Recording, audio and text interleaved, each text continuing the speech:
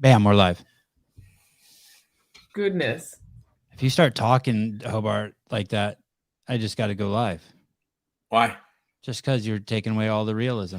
Sorry, Emily. I start every show by chastising James. I apologize that you have to see this. Oh no, that's okay. It's actually a delight to watch that. I'm also just realizing I didn't look up any CrossFit news because I didn't really care. But come on, man. Well, you guys have been covering the Dubai Fitness Championship, so I felt like I didn't have to talk about it. Speaking of who cares about CrossFit news, hi Emily. Hi. I have Dave Lipson on tomorrow. He's not really CrossFit though. I know, that's what I mean. Speaking about who cares about CrossFit, he's doing like a whole different thing. Yeah, I'm kind of excited. What's he doing? Boom, boom. The same thing Hobart does in the closet, but doesn't tell anyone. Bodybuilding? Ab crunches and curls. That's not what I do in the closet. Not even close. Camille just did like a figure competition, right? Yeah. I didn't even recognize her. It's pretty wild. Oh, did she get super lean? Super spray tanned. Yeah. Super spray Sousa, can you pull up a picture of that? He's muted. I'm not letting him talk this show. No. Look at our new graphic up there, Hobart. That's the first time I've seen that. No, that's nice. I like the yellow. I like the... You got to throw that couch out, man. What? Holy shit. Did you steal that from the set from the CrossFit old people videos? No, but you should see the desk I have too. Dude, that's my mom's couch from her office when she was a lawyer. She hates you now. I honestly thought like Persian mom when I looked at that couch. You thought what kind of mom? Persian mom. Yeah. Yeah. And you're doing like this whole cute thing with your hair. I cannot. How'd you know I was talking to you? Oh, sorry. I was talking to you. I can't believe how good I look today. You look really good. I couldn't fucking believe it. It's my fasting day. That's probably why I fucking look so good. I did a little salt bike. I did a bunch of push-ups that were inspired by Dave Lipson. Actually, I did bench press. I was studying him, and there she is. Holy Sousa, real quick, Emily, before you react. Sousa, do you know Emily? Emily Sousa. Hi, Emily. Good to meet you. Hi, nice to meet you. Sousa's the producer of the show and the owner of CrossFit Livermore. We met through the internet and through CrossFit. We like to work out. It was eHarmony. Okay. Yes, Camille. The fittest woman in the world of 2014. Wow. That's gnarly. Look at Dave in the back. What do you look at when you look at her? Do you look at her teeth? Why are they that white? Oh. I go to like her that I don't know what it is, but there's a part of her anatomy on her right leg, the left leg we're looking at. And then from there, I look at her stomach, and then I look at her boobs. I don't remember her boobs looking like that. And then I start tripping on the tan. What is that part of that anatomy on the leg? Like some sort of hip flexor? I think that's a sartorius. Sartorius. Yeah. Sousa. See, I told you that's why we picked Emily. Yeah, thank God. Sartusa. Oh, yeah. It's the longest muscle in the body. So well, maybe it's the longest muscle on her. It's not the longest muscle on me. I'm telling you. What's the longest muscle on you? You know what it is, Hobart. I actually have an article. Stupid. I have an article. That's not a muscle. I have an article tonight about how the average penis length is over exaggerated. Well, let's start there then. I mean, you know the penis is we're not starting there. I think we have 84 organs. I looked it up the other day. Do you know? Is that correct, Emily? That sounds like a lot to me, but you know, the blood can be considered an organ. It's connective tissue. I don't think they're all essential organs. I think there's like how many? Let me see. How many organs? Poor Sousa's like, can you guys just stay at one topic at a time, and I'll bring up some screen shit for you. I don't want you guys to see Sousa stressing. I'm taking him away. No, I like seeing. Okay, he's back. Yes. He's got those festive Christmas things. What are the names of 78 organs of the human body? There is many. Oh, I mean, this is like woke science. Listen to this sentence. Here we go. There are as many as 80 organs. What do you mean as many? This is like science. Like, just tell me how many there are. That's not black and white, I guess. Listen, there's one girl on the show and 3 boys today. That's science. Fair? Anyone want to argue that? I concur. Oh, Heidi. Just because Brian's not here, don't get lippy. This you might as well just check out now, Heidi. No, Brian's not making an appearance on this show. Oh man. Blow Bart. Blow Bart. Last time I was on the show, they had a little we all know You know, Do you? Oh, right. I can see it on the couch. Yeah. Emily like, what did I sign up for? Did I leave the penis pump out? No. Good, just check it.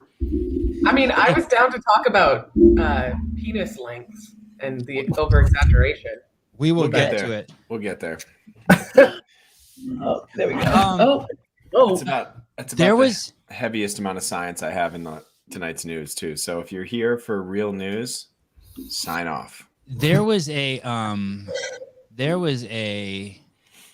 CrossFit Games athlete, a girl, woman, female, a vagina, that she took a picture of her bag, like of the stuff she was bringing to the games. Do you remember that? I remember was a this. bunch of stuff laid out on her bed. Like, I hey, know here's who this was too. Oh, you do? Okay. And it was her kit. And in there was a vibrator. And then like as soon as people started pointing out in the comments, the picture came down. But I'm thinking it's kind of a good like that's a good PR move. Like just like, you know, like releasing a sex tape. I just think like for some people it's just a good move. Well, actually, this is a really interesting conversation because let's segue here. It's going to be 3 hours of interesting conversation, Emily. How dare you? Female orgasm and athletes. Like female athletes need to understand that their orgasms are so potently powerful for boosting nitric oxide, and the vibrator is the worst fucking. Can we cuss here? It's the worst way to, explore your pleasure depth. And why is that? Why is that? That's music to my ears, but why is that? Why? If I said that, I'd be a hater, and I need to know what nitric oxide is. Well, actually, I met a lot of CrossFit women that I would talk about, pleasure and sexuality, and a lot of them would be like, "Oh yeah, I just use a vibrator, like quickly rub out a 2-minute clitoral orgasm, done, and then go in and lift some things." Which, yeah, sure, that's great, but it ultimately that totally desensitizes your clitoris, and then B, you don't ever understand the internal pleasures that are available to you, even externally, like more of your breasts or even your throat, your mouth, so it's just I feel like I love that there was some sexuality in her kit, and then that's part of her shtick, but let's go deeper and let's cultivate some juicy pleasure for the female. If you need something that's just 2 minutes, there's tons of dudes out there. Tons. No, thank you. Emily says no, thank you. Nitric oxide. Wait, let me read that. Nitric. Is this the same nitric oxide you're talking about, Emily? Nitric oxide is a molecule that produces naturally by the body. It's important for many aspects of your health. Its most important function is vasodilation, meaning it relaxes the inner muscle of blood vessels, causing them to widen and increase circulation. How did you use the word? Orgasm causes nitric, causes that reaction, causes vasodilation? Yeah, of course, there's either a dopamine or, depending on your level of pleasure, an oxytocin release. But nitric oxide is like, they would say that's chi or prana, the molecule of life. And so when that circulates through your body, it's complete like system down regulator. Hence why after an orgasm, you're like, oh, everything is lovely. Like I can go out and flow in the world. Like, oh, I can lift 300 pounds over my head, no problem. You're in this state of flow, but you're just not going to get that with a little vibration on your clitoris. It's just, you need something. There's so much more, I'm saying, and you don't just want a quick dopamine hit all the time. You want something long lasting. It reminds me of like a bar you're talking about. Like when I come home and I just eat a bar, and like while I'm eating a bar, it's fucking great. But when it's over, there's only one thing I want. Another bar. Another bar. Yeah. Yeah. And then here's this cycle of dissatisfaction, and then basically disconnect from the power that is your genitals. So, I mean, and men can do this too. You don't need to do just like a little 2-minute, pump session. That's Yeah, Hobart. Yeah, Hobart. Well, I was actually just thinking, if I should just like stop angrily tugging my root before I go do Fran, just like lay back and take my time now. That'll help my overall. Hey. I want that nitric acid boost. Nitric oxide, yeah. I want that. Hold on. Hey, so the lesson from this is hello. Oh, Man, Uber Eats brings your food into your house. That's awesome. Look what Look my man just made me. Yeah, that was the straight out. Oh. No, let me tell you, what is that glob of white stuff on there? It's cheddar, organic, and then we got some chicken on some cornbread with some backyard grown mustard greens. Fuck yeah. Let me tell you what your man just really did. Sevan's over there just sucking down 16 Lara bars. Let me tell you what your man really did. He just told all the dudes who are watching, yeah, you can watch her. Yeah. Yeah, you can watch her. That's it. You suggested that was a power move? Yo, complete power move. Hey, he's a power man. He's a babe. I bet you he fluffed that mustache before he came out. He put a comb underneath it and pulled it out, got it all poofy and Hobart, you can take your vibrator and your RX bars out of your kit now. I'm still stuck on this idea of like Emily has just revolutionized the masturbation protocol for CrossFit Games athletes, and now they're all going to just pop positive for nitric oxide levels that are too high, and everyone's going to get disqualified for performance enhancing masturbation. I'm blown away by that pandemic. You start to see insane things happen on the field. And this is why, like, I want all women of CrossFit, and even men, I can teach the men, come to me. I will show you, like, the Yoni-verse. We're going to dive deep. And, I wish I knew this when I was an athlete, but I was just living, like, surface life. I think you got a weekend training camp on your hands here. Seriously, that is the goal. What are those called? CrossFit specialty courses. Oh, God, that's such a good one. I'm definitely getting fired for this, but I like it. You know how Kelly Starrett has that like a bag of like a ball and a stick and shit, and you can buy it from Rogue? Emily needs her own just like bag of stuff. Oh, we can just call it the Wad Wad. The Wad Wad. Good. But seriously though, like both men and women alike, like use masturbation, especially as an athlete, as a way to bolster performance, and it go deeper, go slower, really start to feel into your body parts, and use your breath to then circulate all that sexual energy, which is life force energy, into your entire body. Just try it. You'll see what I mean. Am I screwing you up? Is it parasympathetic? No, is that the good one? Well, I wouldn't say that one is worse than the other. It's just that most of us are mouth breathing, and disconnected from our root. And so we're constantly in a sympathetic state. But I when you look into polyvagal theory, it just keeps going deeper and deeper, and we don't know everything. But ultimately, to get it back into, you don't want to always be in parasympathetic state either. What you got to back up? You got to understand my intellectual capacity. What's polyvagal theory? It's like wait, hold that thought before you go, Emily. Let's introduce Emily to this part of the show. This part's weird. This part's really weird. Oh boy. On. Richard, hi. How are you? What's up, man? Just living the dream, having a great hair day, fasting with my homies Emily, Souza, and Hobart.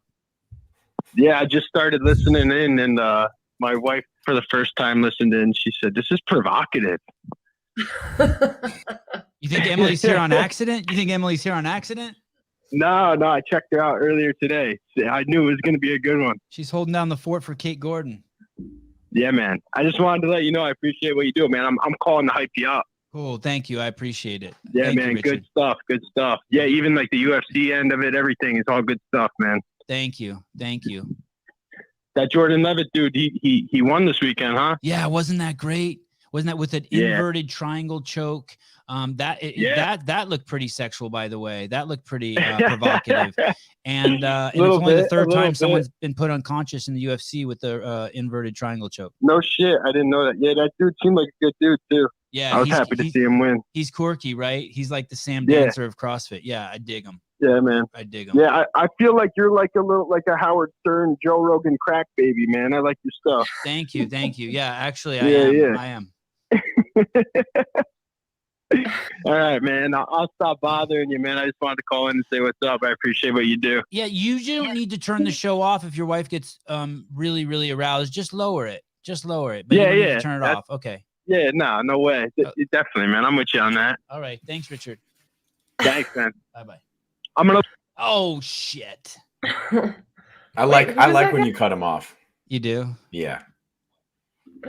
Emily's so excited right now. She's like, because the whole time building up, the 15 minutes before the show came on, she's like, do I really want to commit to this time? What did I get myself into? All this shit. Now she's like, wow, this is fucking gnarly. We're off. We're running. We're talking polyvagal theory. Okay, yes, polyvagal theory. Well, you know what? I actually, someone to talk to about polyvagal theory would be Lindsay K. Matthews. I don't know enough about it to dive deeper into it, and I feel like I wouldn't do it justice, but I'm just like, I've googled some things. By the way, you don't spell polyvagal theory P-A-U-L-Y like I did, -VAGEL. No, you got to be able to spell better than that. I think it's just more, basically it's like it emphasizes the evolutionary development of the two systems, the parasympathetic, which is ultimately connected to the vagus nerve, and the sympathetic nervous system. Yeah, and there's a guy named Dr. Stephen Porges who's done a whole bunch of work on that, but that is something that I don't know enough about. Wow, the website here, I'm at Very Well Mind, and there's some cool stuff here just from a quick look at it. Mm-hmm. Fellow Canadian, Big Easy. Nice to see Emily on the show. Thanks, Craig. Oh, where do you see that? You see the comments too? Mm-hmm. So do you have it? You have 2 windows open, Emily? No, I'm like on the same page. Oh, and she can see that too, Sousa? Yeah, the guests can see the private chat in the comments. Oh, I had no idea. So they can see when the money comes in. Yes. Yeah, I wish they wouldn't see that, because then they're gonna want some of that shit. Oh, I've been keeping a ledger. Don't kid yourself, man. Hobart goes afterwards and adds it all up. He's got a running total now. Did you watch the Jake Paul fight last night, Emily? No. Oh, I'm shocked. I got a little stony and it was like an arts and crafts night. Oh, what did you make? Like this really cool wooden thing for my room. I don't know. I found a log and I was like, oh, let's do something with this. Something like in 5 years, you'll be like, what the fuck? And you'll throw it away. Exactly. I understand. I got some of that around. Yeah, sometimes you just got to go for it, right?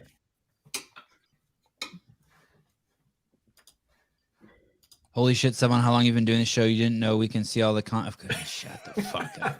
And he's back. Yeah. This guy Colin Lawrence is just he's a 5-to-1 ratio of negative to positive things. He's actually been sending me some pretty positive DMs lately. He's kissing your ass. I understand. I like that. Oh, this is so good. I wish you guys could enjoy it. I'm craving cornbread right now since you said that. I had had a whole cooking segment of this show. We should. I just could. I'm saying we could. I don't really cook. Are you a cook, Hobart? I like to cook. Mm-hmm. Yeah. I don't cook. I eat everything pretty much raw. Like I just will go into the refrigerator, pull out a piece of turkey, squirt mustard on it, and eat it. And if I want cheese, I hold cheese in my hand next to me and take a bite. You know what I mean? Like to mix the two. Just running around all day, sympathetic nervous system primed on the vinegar stroke. That's you all day. I don't know what any of that means, but yes. Yes. A vinegar stroke? Yes. It's like, no, I'm not going to. Oh, God. I haven't heard that since grade 9. Good God, James. Why? Anyway. Tell me, what's it mean? Well, and you're like, I don't know. I'm not going to demo it. The vinegar? There's something called the vinegar stroke. Google that, Matt. What's a vinegar stroke? Vinegar stroke, really? And throw up the barbelljobs.com too, because I'm going to need that. As we go into all Okay. Oh, yeah. Here we go. Oh, I was actually going to bring this up. The point during sexual intercourse where a man is irreversible, about to blow his load, the very worst time to have a seized coitus in an emergency. Yeah, oh, like wow. you know, like right that your eyes are about to spin back in your head 20,000 times. You know. Yeah, that's right before you say sorry. Your heels Isn't are that skidding that's what across happens the right before you floor. say sorry, right? No, that's so sad. No, actually, that's the time when you need to calm down. Yes. Take a big Yes. nasal breath. Yeah, look right Exactly. into her eyes, become present. And pulling up on the cremaster muscle and the bulbous spongiosis. If you don't search cremaster muscle right now, Susan, I'm quitting this show. That is my wife tried to touch my bulbous masturbius, and I was like, don't push it on that. We talked about that last week. Remember that? Yeah, man. I forgot. She flipped your eject button and it blew your mind. This is the most fun I've... I'm so cremasters and the bulbous spongiosis. Okay, let's the cremaster muscle is found only within the male human body, well, of course, and covers the testes. Nothing covers my testes, by the way. The muscle moves the testes. My testes don't have I have no control of my testes. They just dangle, but no, we'll talk more about that. Promoting healthy motile sperm. The cremaster muscle lowers and raises the testes in order. Oh, yeah. Sometimes your testes go inside you and you got to push them out. Yeah. The muscle pulls the testes towards the body to protect it. Yeah. Okay. Yeah, that's it.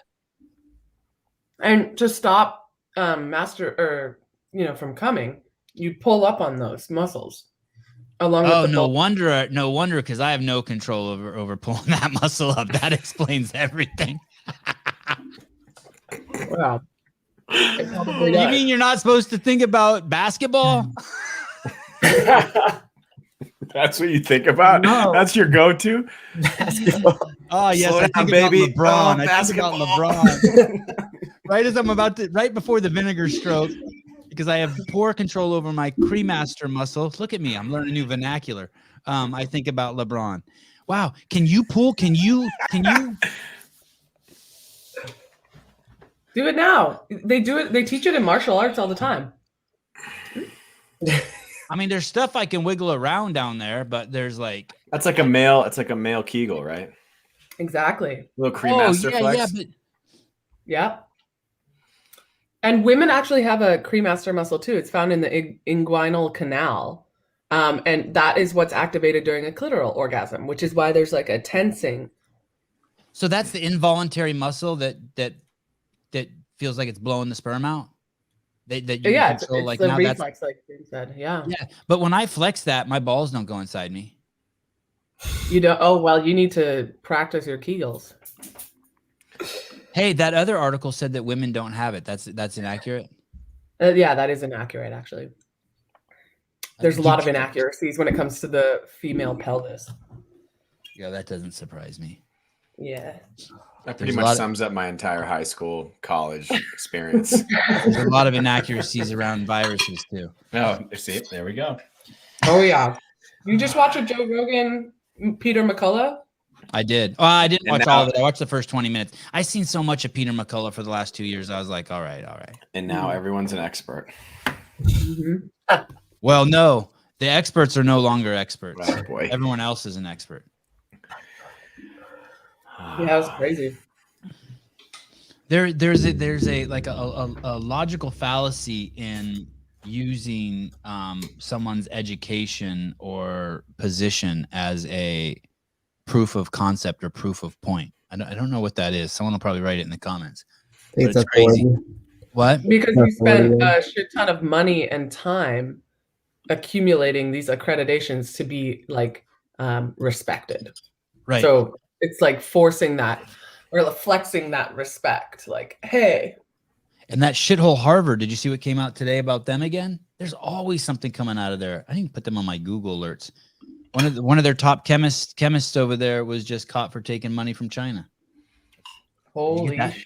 Did you get that article? No. Argument from authority. The fallacy is used when a person appeals to false authority as evidence for a claim. Yeah. Like, guys, this isn't the Bible said. Well, my doctor said. I mean, like it's important. Like I care what the Bible says and I care what the doctor says, but that doesn't mean I'm pretty sure. Anyway, never mind. Okay, Hobart. Google's trending searches for 2021. Wait, didn't we do this last week? What we did? Yeah, we did. Mother. It's like that fear you have when you go to a birthday party and you bring a gift and everybody's opening the gifts and you just pray that they didn't get the same gift that you got. No, this is worse. No, I love that because then you get to take the gift back that they got, so you get a gift. Wait, hold on one second. Hobart, and by the way, that article was a fail last week. Well, then we're skipping it because we can go right to Dolly Parton. I like Dolly Parton. All right, hit it up. Let's go. 75 years old. Presented with 3 new certificates from the Guinness World Book of Records. Holds the records for the most decades at number one hits. She has 25 on Billboard US Hot Country Songs chart. She broke her own record for the most hits on the US Hot Countries chart by a female artist with 109 hits. 2018, she was awarded the most decades with a top 20 hit on the US Hot Country Songs chart at 6. Also made history. Look, her dress earlier... is see-through a little bit. Look at. Oh, scroll down to the next picture. Sevan will love that. Okay. I'm getting there.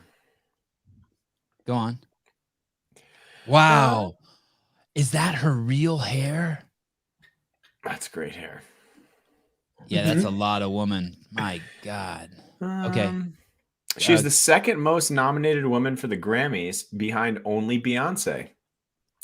Parton was awarded the Grammy Lifetime Achievement Award 10 years ago, where Queen Bey, I think that's Beyonce, has 79 nods and 28 wins to her name. What's your favorite Dolly Parton song? Go. I don't have one. Oh, that says a lot about you. Yeah. 9 to 5. 9 to 5. They mentioned that in the article. Oh, that's the only one I know. I'm sure I know some other ones. What? Jolene. I do know that song. Jolene. Sousa, don't, Sousa. We'll get demonetized. Don't you fucking dare. Don't you fucking dare. I'll pull up some YouTube. Yeah. Top Google searches query worldwide during the second quarter of 2021. I will say some of the top how-to be searches were kind of interesting. Yeah, that's what you did. I think that was why you fucking shit the bed last time, because you started bringing up these obscure words. Well, like does your mom ever get mad? Does your mom ever say Sevan's mean to you? No, she says you gotta tone it down sometimes. Oh yeah, wow. She sounds like my mom. And what do you say when you say that? What do you say? Yeah, you're right, Mom. Oh shit. Oh shit. You're right. I wish I wouldn't have asked.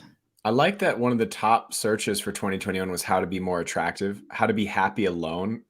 Yeah, how to be a baddie, how to be a good boyfriend. Why not how to be a good girlfriend? I don't even know what the word friend. baddie means. How to be a good kisser, how to be a flight attendant. I think you said that last time. I think we looked it up. I can't believe this one is so low. How to be happy with yourself. Anyway, moving on.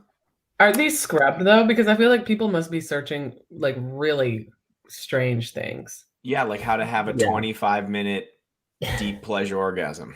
Or cream master. How to start. Where is my cream master? Yeah. That's what I'd be searching for. Oh man. Robot chefs. Colin Lawrence is not letting up. No, this is all he does.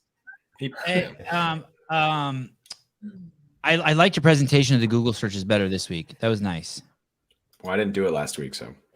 Oh, Hobart, how are you happy with yourself? I'm pretty happy with myself, yeah. Yeah? How'd you achieve that? How'd you arrive there?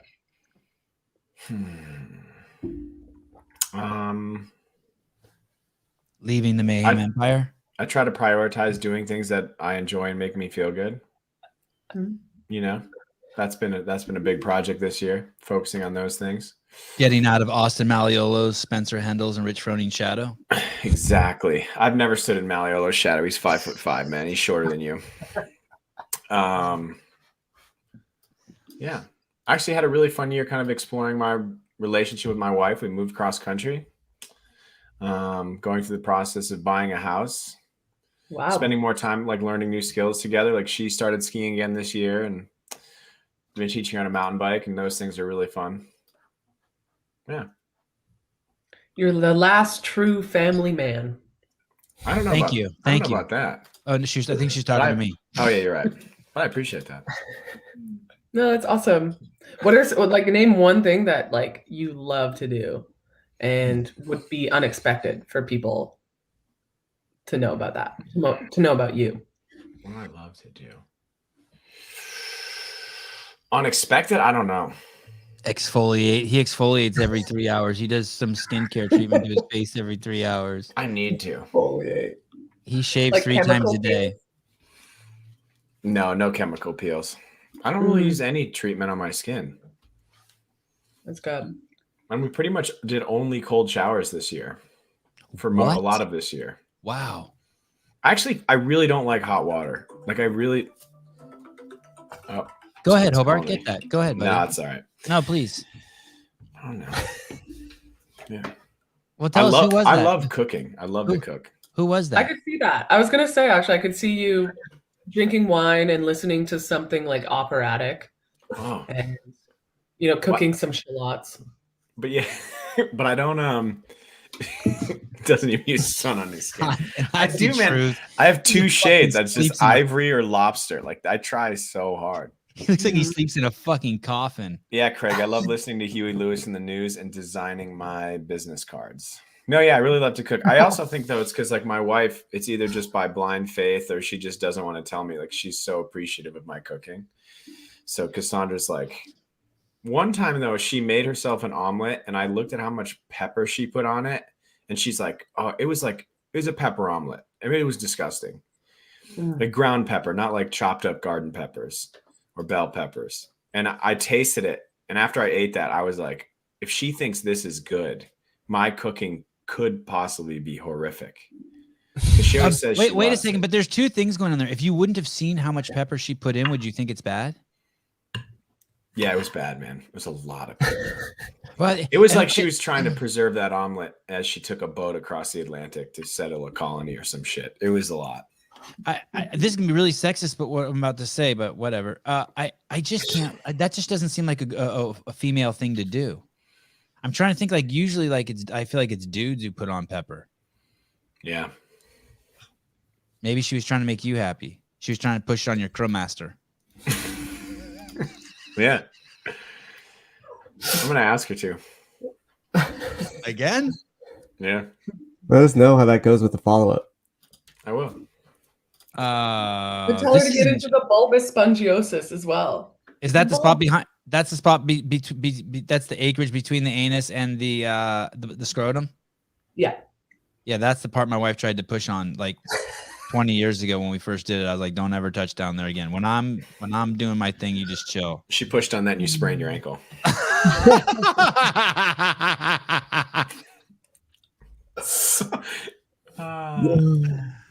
Cream Bart. Oh boy. Yeah. But I do think it's important to anyway. Now I'm not gonna tell you, but there is a time to push on that thing. Yeah, I would say like every day you could palpate it gently because you know what's right like, above that is your prostate. Yeah, you should milk anything that's. Yeah, I agree. It's like you should bring everything to the end at least a few times a day. Make sure everything gets out. Yeah, I totally agree. Yeah, and men should really have one good, strong erection every day for health.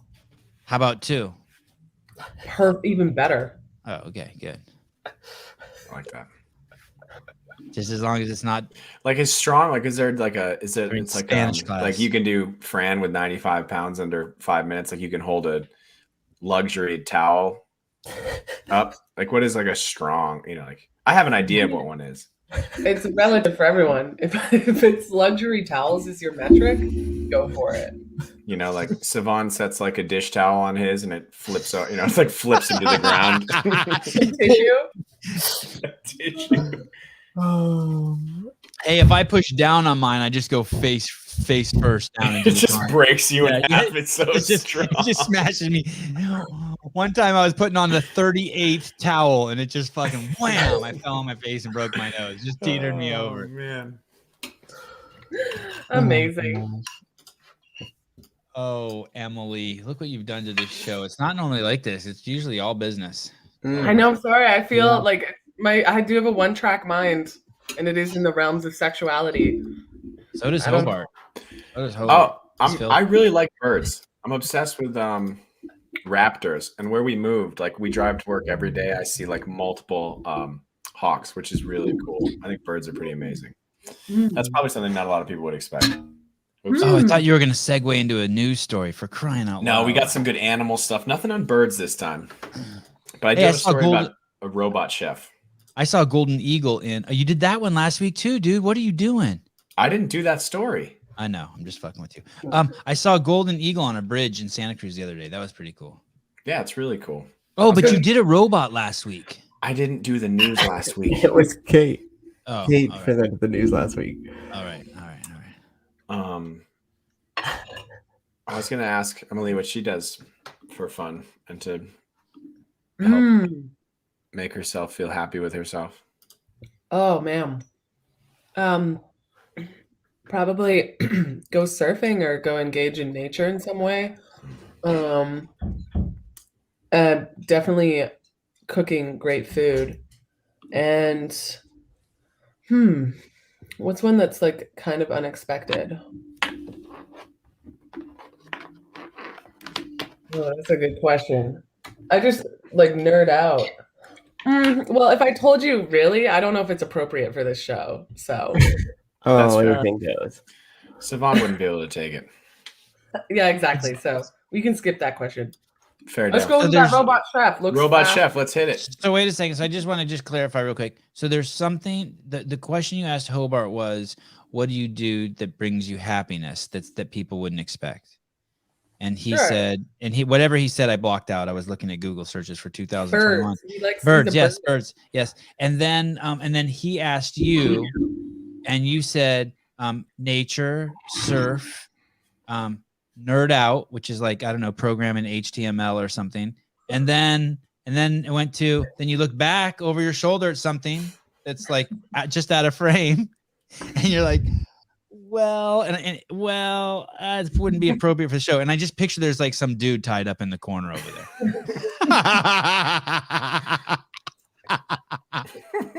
And that's Don't what you provoke do. him. Okay. Oh my goodness. This is a family let's- show. You know what? Yeah. Maybe if I come on another show, we can get that out. Oh, I like that. Last week I we like talked that. about or 2 weeks ago when Hobart was on the show, we talked about what was that movie? And then we'll never mention it again the rest of this show. Centipede. Oh, the human centipede. Ew. Yeah. Oh, see, even she knows. Yeah. Right. Look, I actually watched that this morning. she's done. I just wasn't feeling myself and I had to level out. Just get your mind right. Oh God. Yeah. Yeah, I usually watch that, then I'll watch American Psycho and then VeggieTales, and I'm like, all right, I'm ready to start my day. Oh my goodness. Well, I don't know what VeggieTales are, but It's like a kid show about vegetables that talk. hey, we looked how much that show's made, American Centipede, and or whatever it's called. It's made like $600. Yeah, it's like it was $284,000. It made me feel so good how little money it's made. It's like no one should purchase that or watch that or talk about it on their podcast. Yeah. How did you stumble across it? Okay, and then I'll leave it alone. Did you just see it on iTunes on accident or?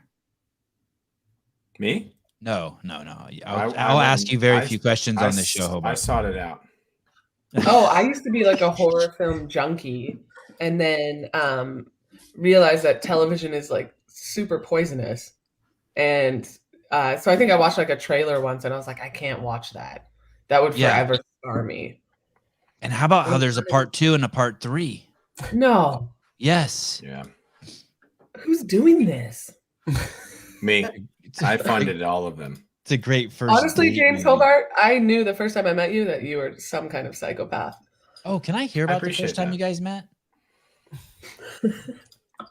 I think it must have been in Boston or something. Yeah. Uh-huh. But I knew it's the way he walks, it's the way he holds himself. Like Guys, psychopaths and heroes are on the same branch, there you go. so it really doesn't take much to blow one way or the other. And tell me more. So you saw him? Was it at a seminar? At a No, I think it was or a like competition? the training grounds that they used to do. You remember? Oh yeah, like the Reebok Yeah, training grounds. yeah. And there's something just it was real off-putting. I'm totally kidding, but I did. No, I like it. I did go into some deep thoughts. I'm like, I wonder what that guy's about. There's something in the way he holds himself. I I agree. know. Yeah. Is this a good time to interject and say that I'm following up on what you said earlier about Yoni eggs? And this is what I should have had a news story on. Yeah, Yoni eggs. I could talk so much about Yoni eggs. Didn't you go to Mexico recently and do your 7,000th deep dive into the Yoni? Yes. This was the deepest I've ever been, though. Yeah. Yeah, I'm still coming down from that. But, you know what maybe you should get into? What's that thing when people jump into caves? Spelunking. Spelunking. Yeah. I think it's just spelunking, Sevan. Whatever. She can call it what she wants. But Of course. what are your passions? The Yoni and spelunking. I mean, they just seem like... Those are beautiful. Yeah. Yes. I would love to do that. Yes. Here I am bird watching and previewing the human centipede 3 times a day. Oh, God. I gotta get You fixed. need some help. What does? Oh, I'm gonna read that. Hold on a sec, Souza.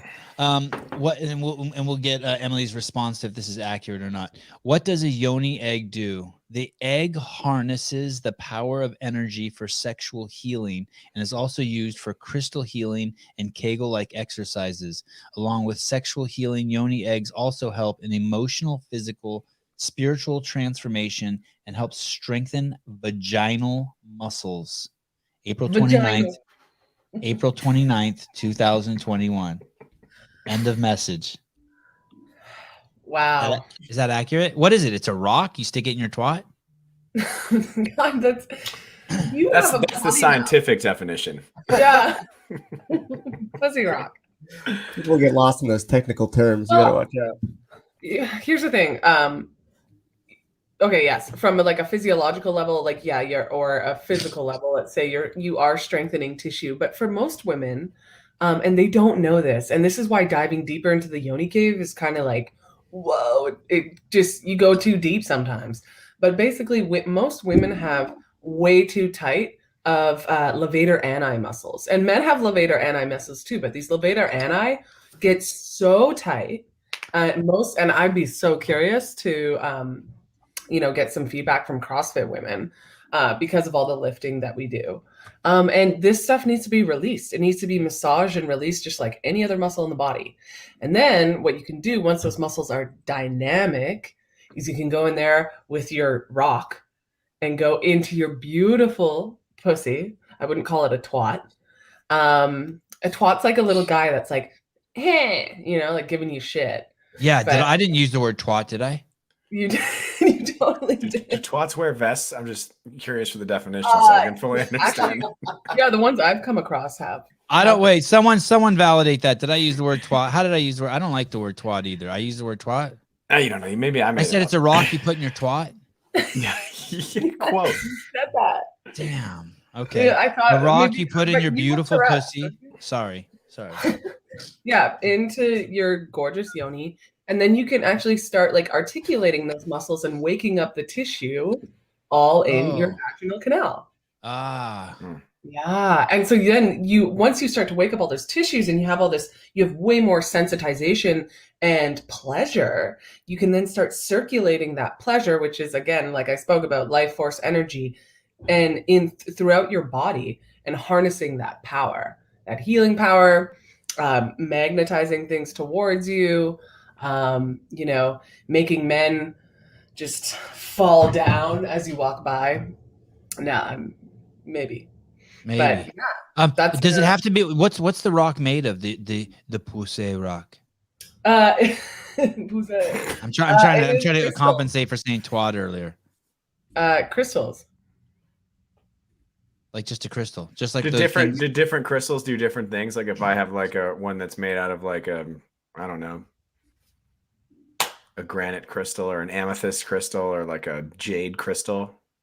Yeah, absolutely. So jade is more like a masculine energy, so it's gonna like really ground you down. Then there's like there's a jade. I'd like to see you put that in your ass, Hobart. Honestly, I'm serious. Yes. Tell him, Emily. Men need to really get in touch with their anal health, and women too. How do I do that? I'm blown away right now. I'm all in. Honestly, go find someone in your area that's reputable. Probably like a physical therapist is the best place to start. But you know what? Actually, no, screw that. It's your body and like it's your butthole. Why is there so much shame around it? Why do you want to avoid it? It needs poop. love. Because wait, hold on. I want to answer that question because poop comes out of it. Go on. Because I ate 2 bowls of ramen last night. Okay, well, maybe not after, but even then, it's just poop. It's your own feces. Like you can wash your hands after, you know. Why are we so scared of it? And Adios, BBJ sponsor. And someone says, "Oh, but does it cure COVID?" Honestly, if I really do truly feel that the more women get in touch with their pleasure and they understand that they can go deeper and that most of the ailments that are like bothering them or suffering from are not necessary, that these can be eradicated purely through getting to know your own pussy, the world would shift. Pussy.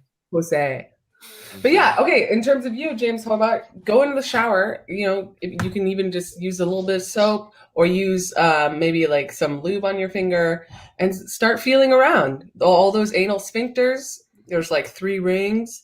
And don't scratch off any polyps. If you feel a polyp, don't scratch it off. Just be chill, be gentle. Be gentle. Hey guys, I'll see you. I gotta go shower. I haven't showered yet today. Coconut oil is also a great medium. Oh yeah. I wonder if Richard Hawes is still, if him and his wife are still think the show is provocative. I wonder what happens. Okay, but I'm also just going to interject here for those that need to tie this in with like, okay, why would I want to touch my butthole? Is that we have this pelvic diaphragm, right? We also have an upper diaphragm, all right? So yeah, we got this pelvic diaphragm. And this, when you breathe in, the pelvic diaphragm and your diaphragm move together. And what happens with most athletes, most men and women, and actually any like NARP walking around. NARP is a non-athletic regular person. Wow. That's such a good term. Wow. So what happens is that it gets jammed, right? Because the way we sit, the way we hold our sphincter muscles, all of those muscles around the pelvic bowl get so tight, like the obturator internus, the obturator externus, the transverse perineal muscles, those all need to be released. And when you can start releasing them, then that diaphragm begins to become dynamic. And guess what? You can then have way more breath retention, way more cardiovascular endurance, and just feel generally like unstuck. It's like totally applicable, you know? Holy cow, you took 10 seconds off your fan time. Yeah, I've been fingering my anus quite a bit lately. Honestly. Hey, I had a guy stick his finger up my ass. Get a prostate massage. That may be the last frontier. And he stuck his finger up my ass. And what did Dave say when he did that? And it felt like I had to take a shit. I really did not like it. And the only thing that kept me like grounded was like, well, he must hate this worse than me. And then this motherfucker says to me, hey, I think everything's fine, but like your prostate didn't feel perfectly round. So I just wanted to send you to a specialist. I'm like, motherfucker. And so I go to the specialist. He's like, take down your pants. I got to check your prostate. I'm like, the other dude already stuck his finger in my ass. So I know I have to feel it too. It's like, listen. And he stuck his finger in my ass, felt just like it did the first time. Like I had to take a deuce and I didn't, like not a fun deuce. So like urgent. Yeah. So and next time I'm going straight to the expert. Just one. Yeah, but here's the thing. And so I don't have any. Besides soaping my butt and like I'm not like Your wife can do it. It's like this should be. Then it won't feel like I have to take a shit. Yeah, and because why do you feel like that's a response? Like, get that finger out of my ass, because a doctor just put on a glove and put on lube and then shoved it up your butt. And he was like talking to me. He was trying to like have casual conversation with me. Yeah, like fuck that. Like your butthole's sacred. And if I was there, I'd be like, you're gonna like spend time to warm it up. You're gonna like, put me into a parasympathetic state. My wife used to like you. My wife used to like you. Now you keep going down this aisle trying to get me to talk her into massaging my butthole. She's gonna hate you. Hey man, I'm here to rewrite narratives, and the butthole needs a whole rewrite. Major helmet adjustment. Out of the three of us here, Hobart, Sousa, and myself, I'm not gonna like this question, am I? No, you're not. Most likely one. Which one of us is going to have a talk with our wife after the show? Matt. Wow. Because he looks 100%. Like the guy from... I can tell he's blushing, and it's like he's already been there. Wow. Like he wants to take over and be like, actually, he wants to bond with you right now, but he can't because he knows me and Hobart judge the shit out of him. Yeah. And he'll lose 3 clients at his gym. Let's hold it back. We'll have a conversation after the podcast. I'll text you on the side, Emily. Yeah, I'll be here. It's a really great topic. He pulls up a bag. It has 15 Yoni eggs in it. He has all the crystals. And that's the kind of thing that Rogue should sell in that kit. Oh, that's a good idea. All right. Oh my God, I'm gonna create a kit. This is a great... Yeah, why don't that's like I was just gonna ask you, do you have a book or do you have like the Emily Abbott Yoni kit? I do actually have Yoni eggs, but like I don't like to just hand them out because like I said, most women have no business yet, if they haven't done any Yoni work, to just put a rock up their yonis when those muscles are so tight. Yeah, once they achieve, I can teach them how to achieve a certain level of dynamicism. Then you can start. That's when you become Empress level. But before then, you're just like, you got to figure it out. You got to get your like, can you put the rock in like facing one way and then you flex the muscles and you do some shit and you turn around and you get it out going the other way? I mean, you can definitely go no hands, but I've never done that. I might try. It's like Hobart. It's like juggling. Like you need to juggle. You need to juggle with bean bags, then tennis balls, then fire. Like Colin's you gotta like comment of Amazon searches are gonna go fucking sideways tonight. Please don't get one on Amazon. Please don't. Okay, don't buy one on Amazon. Let's see. Will you pull that up, Susan? Let's see what kind of eggs there are on Amazon. So we're gonna show you people where not to buy one. Don't buy one there. You have no idea where it came from. I still have up the Levantor Annie and Levator Ani, and even with the picture, I still can't figure it out. That's okay, Sevan. I think you and your wife should all meet up. Yeah, with a coloring book. Exactly. And some coconut oil. Yeah. The world awaits you. Oh, I like how there's strings attached to them in case you lose it. You can't lose it. Oh, okay. See, I don't know shit. Yeah, you don't. It's not like the vagina just like opens up into like your chest cat. You know, it's like I've actually had women ask me that. Fall out of your like, mouth. Yeah. Sounds like if I do a handstand while I'm using a Yoni egg, will it get stuck in my nose? Yeah. See, I just wouldn't. I only want high quality things. Wait, look at this Kegel exerciser machine. It's like it like measures. Click on that thing. Measures your strength. Wow. For women and men. Oh, it's a stimulator. Okay. To probe the bladder. Yeah, they actually have ones now where you put a Kegel machine up your vagina and it's attached to an app, and then they play like music. And but again, like you can't tighten already tight muscles, right? We don't want more hard pussies. We want soft, opening, blooming pussies. When we're living in a hard pussy world, we got to change that. We want dynamic, juicy pussies, not dehydrated beef jerky pussies. Yeah. Yeah. Oh, that was a good analogy.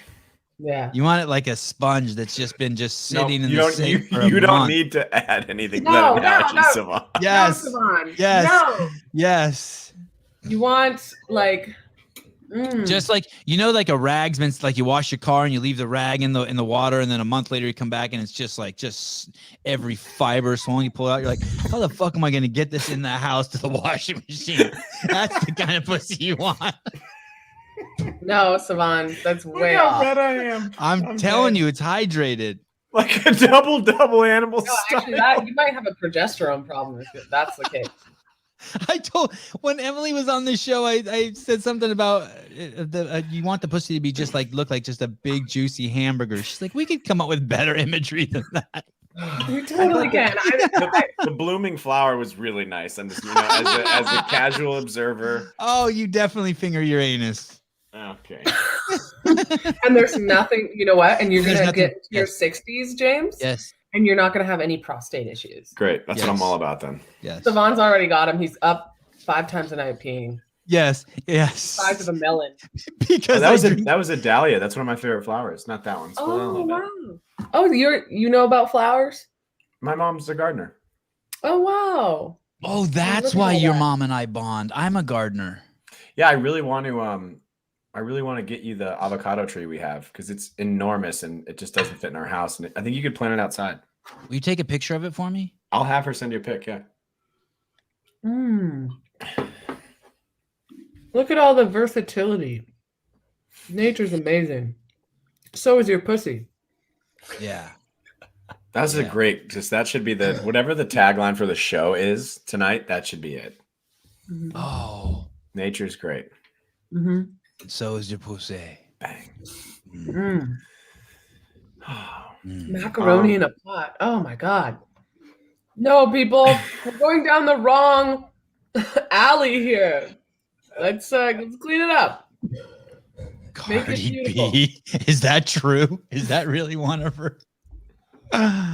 Oh, she does talk about the pH balance of vaginas being off because of bad diets. Cardi B does? I think so. Cardi B does? I think there's a video on that. Wow. Yeah. Good for her. So Good for way to her. go, Thomas Owens. All right. Take control of the show, Hobart. Yeah, what are we at? You're letting our guests just run run amok with the pussy. Robot All right. chefs. If you don't want to cook, if you don't have a strapping, talented gourmet like Emily's man, you can buy a robot chef. Multiple tech firms now developing these robot chefs, and they can cook more than 5,000 recipes. They partnered with a top chef. They recorded his movements in a similar kitchen environment and then programmed them into the robot. Bullshit. Yep. And these robots start at a nice, 150,000 British pounds, which is probably about 200,000 US dollars. There's already a pizza chain in France where their robot makes you pizza, and it has a 4.4 rating out of 5 on Facebook. So, hey, that's bullshit. The movement thing. Shut the fuck up. Let me see something that can make. Is there a video of this thing? there's a pizza one already. They have safety radar systems, detect any unwanted impacts between the robot and the surface, and immediately stop the operation. Safety first. I can't wait till they get these things out and they just start throwing knives at people. Hey, what do they do to prevent that thing from spreading the virus? Does that thing wear a mask? Does it wash its hands? What's the deal with that? It's vaccinated. Oh, good. Thank you, Susan. Man, well, I mean, because, social isolation is already an issue, but let's just get a freaking robot in your kitchen. I'd like a peanut butter and jelly sandwich with a glass of milk at 42 degrees, please. That's kind of Okay, what about the element of love? You know, when you put love into cooking, like mom's home cooked meal. I have family members that from the old country who would never go out. They would never eat anything that they didn't know who made it. Wow. They will not. And they've been in the United States for 20 years. Yeah. Man. Where did this thing go? I can't wait till we don't even have to interact with other human beings. Where does it get? No, I'm being sarcastic, but I'm interested to see how crazy it makes us. I can't believe you admitted that, Hobart, What? that you're being sarcastic. Yeah. It's like a magician who just showed me their trick. Well, I always think about it like it must have been like what a mind fuck it would have been for people who went from horse to car. Like the horse to car evolution. Like, that must have been so hard. How about And the then first now dude who we're got getting on a into- horse? How about walking to horse? Yeah, right. But then we're now merging biology and technology in such a way that and they say that the metaverse is going to be like irresistible.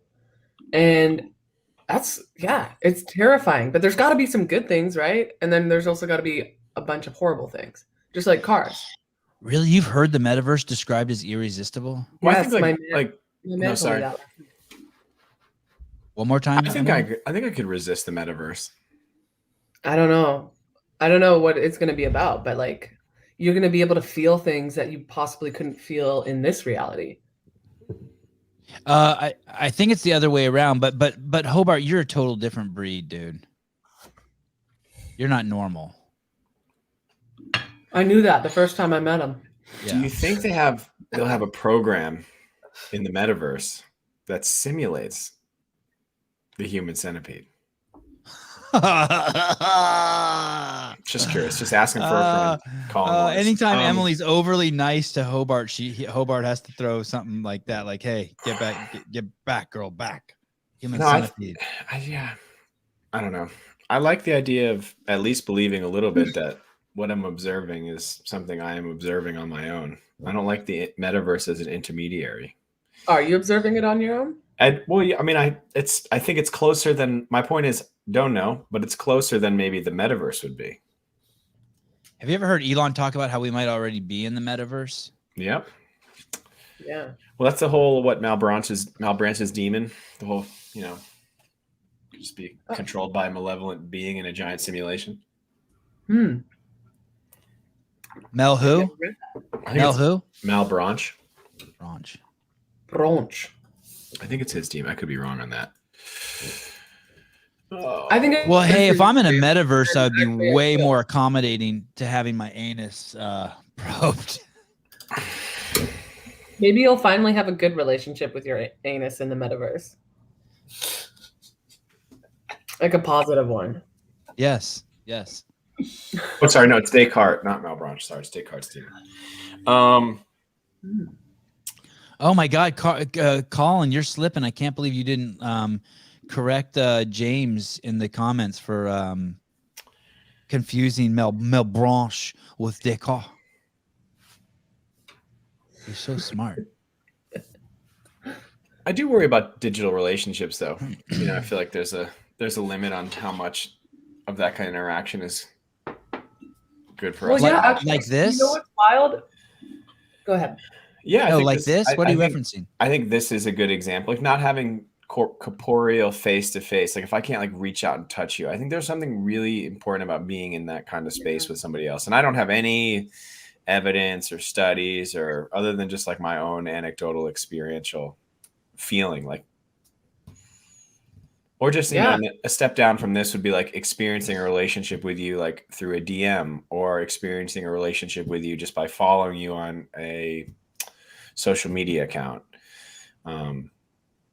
Yeah, I agree. And I think that again, because there's just been this systemic disconnection from what is real, that when you go to start doing real things like slaughtering a chicken or an animal for food, or like hunting, or being with someone who's dying, being with someone who's giving birth, being with someone who's, I don't know, having a huge emotional response. It's like that's like where the real stuff is. That's the most real thing you can do. And we've lost that. Or like slowly be with yourself centrally. We've lost all that. And maybe this is the wake-up call to come back to it. And on a different anecdote, my man he's like basically a Luddite, like doesn't really participate in any like electronic world. And we had a Zoom call the other night, and that was his first experience with Zoom calling. And he Lucky was like, him. I know. He was like, and after he was like, why did that person like put stuff up behind him, like to almost like represent who he was as a human? And like a shitty couch, like, you know, and it really like it actually kind of tripped him out because he's like, what? Like, why I don't want to be a part of that. Like, I'm really it's- offended that you referred to him as your man. You know he's his own man. You don't own him. oh, of course not. But I don't. I Okay. hate saying boyfriend because he's not a boy. Don't take me seriously, Emmy. Not Emmy. Don't take me seriously, Emmy. A Luddite, one of a group of early 19th century English workmen destroying labor-saving machinery as a protest. Wow, you're smart. That's like a lot of word. Yeah, Luddites, man. Emily, people don't even know what's real and not real though. There's this whole thing, hey, go out and connect with nature, this, that, this. People use words of shit that they think is real that's not real. Like people think that there's things. Of course, I could be regurgitating all types of concepts, but Yeah. what the most pragmatic thing is to go out and experience it yourself, whatever that means to you. You know, for some people, it's like riding in a really cool car that they've spent a lot of time with their son building or something like that. For me, Where did it's you like, meet? Where did you meet your man at? Where did you meet your Luddite? my Luddite. I was driving to the pet store right in Ocean Beach where I live, which is like, so it's right next to the ocean. And he was coming out of the surf. You know, he's big, manly surf man. And there was instant energy between us. Like just, he locked eyes. I locked eyes. And then I went in and got my dog. So you're in your Honda Civic in San Diego, California, and you look out the window and there's some dude getting out of the beach and you're like, boom. And you felt your Yoni egg do a I drive backflip? a Ford Transit Connect XLT. Okay, sorry. And he actually thought that I was his best friend who owns the same van. And so he like went to like go like kind of scare the person in the van. That person was me. And then we just like connected. And he was coming out of the surf and changing out of his wetsuit. So I got a little looky look. And yeah. And that was it? That was it. So you were in your car and you were moving slow through traffic or something, or in a parking lot that's near the beach, and he came up to the car thinking it was his friend. And is his friend a girl or a boy? A boy. Okay, and then he pulls up, and then he goes, "Ha!" And then you go, "Ah!" And he goes, "Oh shit, like, sorry." Who's this weird? Yeah. I thought you were someone else, and you go, "It's okay. What's your name?" Well, and he just looked at me for a long time, and then I like walked into the pet store. Yeah, there's my van. Oh, that thing is really cool. Yeah, the bottom white one, like the white one. Yeah, that one. It's kind of old school. It's fun. I have a bed in the back. I was gonna say, I bet there's a bed in the back of that. Yeah, during when COVID hit, me, Sam, and Jen Dancer all went camping together and just hunkered down. So, and that was my ride. I bought it 4 weeks earlier. Hey, is your license plate Yoni Love? LUV?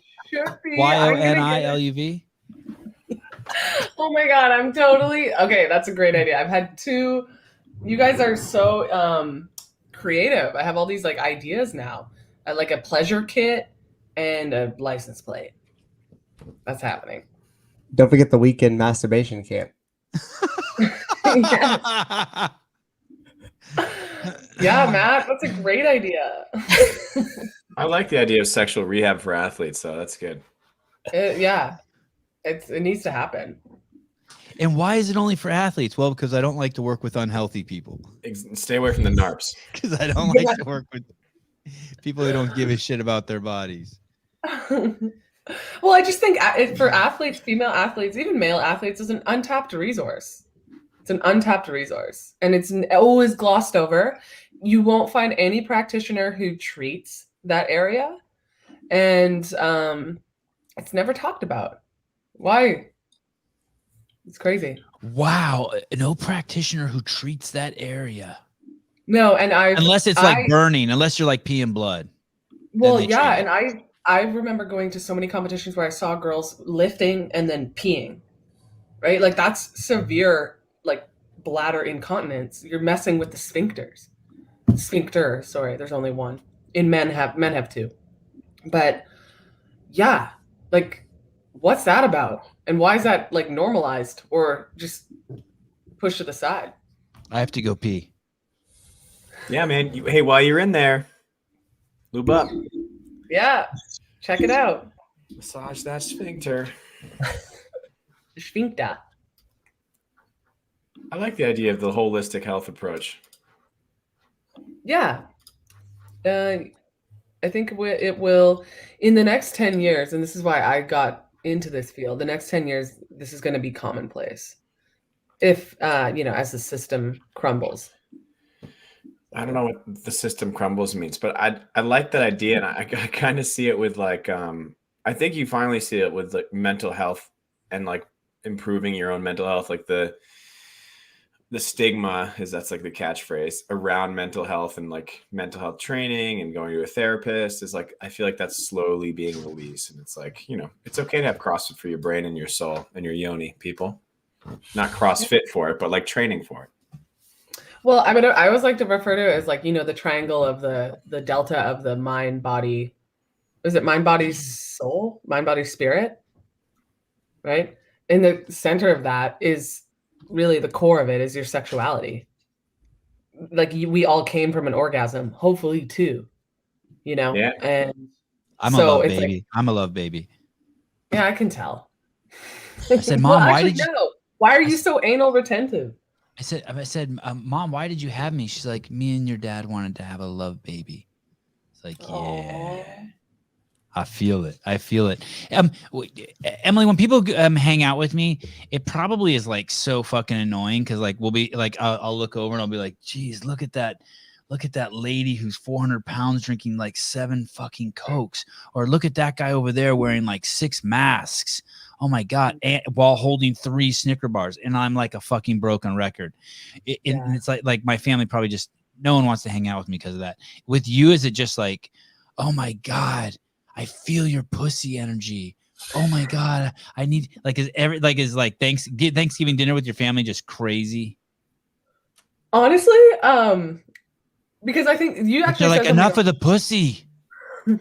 Oh God, I know. I could talk about it so much because Sevan, like, enough of the virus. But once you start living from pussy, life is like totally different. But also, I know how to dial it back. And most people don't want to talk about their sexuality, or they shut down immediately. And those are like usually the people that need it the most.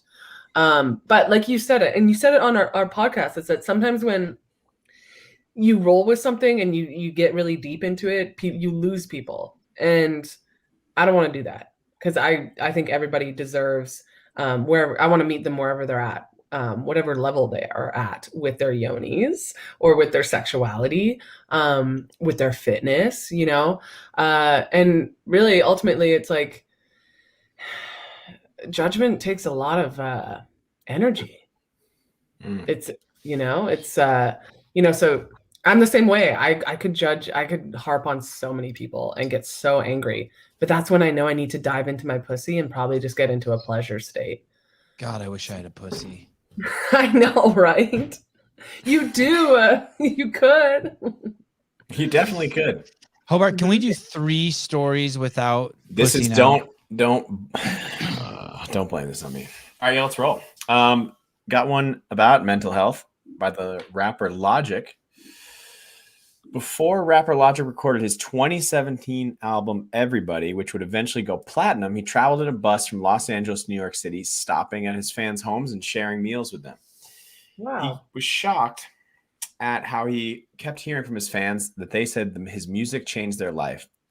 He recalled in this 2017 interview, in his mind, he said, I was never trying to save anybody's life. However, he considered, what if I actually did try and save people's lives? So He wrote a song, 1-800-273-8255, a reference to the phone number for the National Suicide Prevention Lifeline, corresponded with an increase in calls to the hotline during periods of heightened online attention on that song, as well as a reduction in suicide, an estimated 245, potentially, this study found. The song that Logic wrote, potential impact, according to the study, may represent the Papageno effect, in which the mass media presents alternatives to suicide and plays a role in preventing it. More often, as we were just talking about, the media does the opposite, fixating on the suicides of celebrities causing further suicides, a phenomenon known as the Werther effect. The study's lead author writes, the risk of suicide increased 13% following celebrity suicide. This was found in a 2020 study. Anyway, Logic's song in the music video brings in the narrative into sharper focus as it depicts a high school student's struggles with his sexuality that leads him to consider suicide, but in the end, he is dissuaded by a call to the hotline. So that was a cool article. There's an Eminem. What's the Eminem song like that? Is it Stan? Stan? Stan? Yeah. It's a great song. The Werther effect is the mimicry of suicide after highly publicized suicide. You know what's amazing about that? Here we go. Ready, Emily? Watch me tie this up. Hobart and Suze already know where this is going. Let's just assume the Werther effect is the mimicry of wearing masks after highly publicized mask wearing. Listen, you fucking knuckleheads. Those of you who don't think mask wearing is contagious or spreads fear, or that it's not the fear flag, or that all of that shit, that is what you're doing and that's why you're complicit. This is someone killing themselves that leads to other people killing themselves. If this is real, if there is actually some truth behind this, and it's hard to kill yourself. It's not like everyone, maybe everyone's thought of like doing it, but like, yeah, maybe I won't do it today. It's hard. It's like there's some serious consequences and follow through. Wearing a mask's easy. It's so easy. It's called the masker effect. Sevan, you wanted me to do 3 news stories. Sorry. It's just crazy that people like, I bet you these knuckleheads from the open access government where I looked up Werther effect, they believe this is real, and yet they still promote all the fear around the virus. They promote all the fear around fingering your own anus. Stop. Don't fear the anus. Just put on some music and just chill. Change it up tonight. Don't go out. Don't be afraid to go outside with just half a mask on. Pull it down below your nose. Set yourself free. Fucking cowards. Baby steps. Thank you. Baby steps. Thank you. I'm trying to include it. Yeah, baby steps. Not like, and trim your nails before you get. No one wants to be scratched or get poop under them. The Biden administration's Build Back Better Act is a sweeping social spending and climate package, which is considered a key pillar of Mr. Biden's agenda. I like that the BBC referred to him as Mr. Biden, not President Biden. Wow. What a slight. It would increase funding for government health insurance programs, expand tax credits for low-income families, provide government-funded universal preschool, and invest hundreds of billions of dollars in addressing climate change. It would be mostly paid for by raising taxes on the wealthy and corporations. It did pass the House of Representatives last month, following a vote that largely fell on party lines, but was expected to face significant hurdles in the Senate. I believe the bill is going to cost somewhere around $1.9 trillion. Democratic West Virginia Senator Joe Manchin said he had worked as diligently as possible to determine the best path forward despite serious reservations, and currently stands as a significant hurdle to Democrats passing this bill because they will need all 50 senators' votes to get it passed. Raise taxes on who? You. Yeah, that's what I thought. Just so you know, ladies and gentlemen, raising taxes on corporations only punishes one person. Jeff Bezos. Only punishes poor people. Rich people, we don't give a fuck. You're only punishing corporate. When you raise taxes on rich people, you're only punishing one person. Poor people. Don't fall for that shit. You choose where you want to spend your money. You want to spend your money? Spend your money with Emily taking a Yoni class. Spend your money with Hobart taking a whatever he teaches. Vinegar stroke class. Spend your money with Souza over at CrossFit Livermore. Give me some money on my YouTube station. If you don't, then you pay money to taxes. What you're doing is you're giving the king and queen taxes. Who are the king and queen? The homecoming queen, the people we've elected into office. And you're saying that they know how to spend it better than we know how to spend it. They don't. It's not a Democrat or a Republican thing. Stop support those people are on welfare. You want to make fun of the Kardashians because they've done nothing to earn money? At least they made you a TV show you can watch. These people in office, they're just running so that they can make money. I would watch Keeping Up with the Bidens. Yeah, that would be awesome. The first hour would just be Joe Biden getting out of bed to try and brush his teeth. It'd be a great show. And Emily would be on there teaching Jill about her Yoni. Oh, I don't know. I find Jill attractive. I like to think of her getting Yoni training. Uh-oh, I hear an echo. Is that me? Is that me? You're not recording our conversation, are you, Hobart? I might be. I thought I turned my phone off, but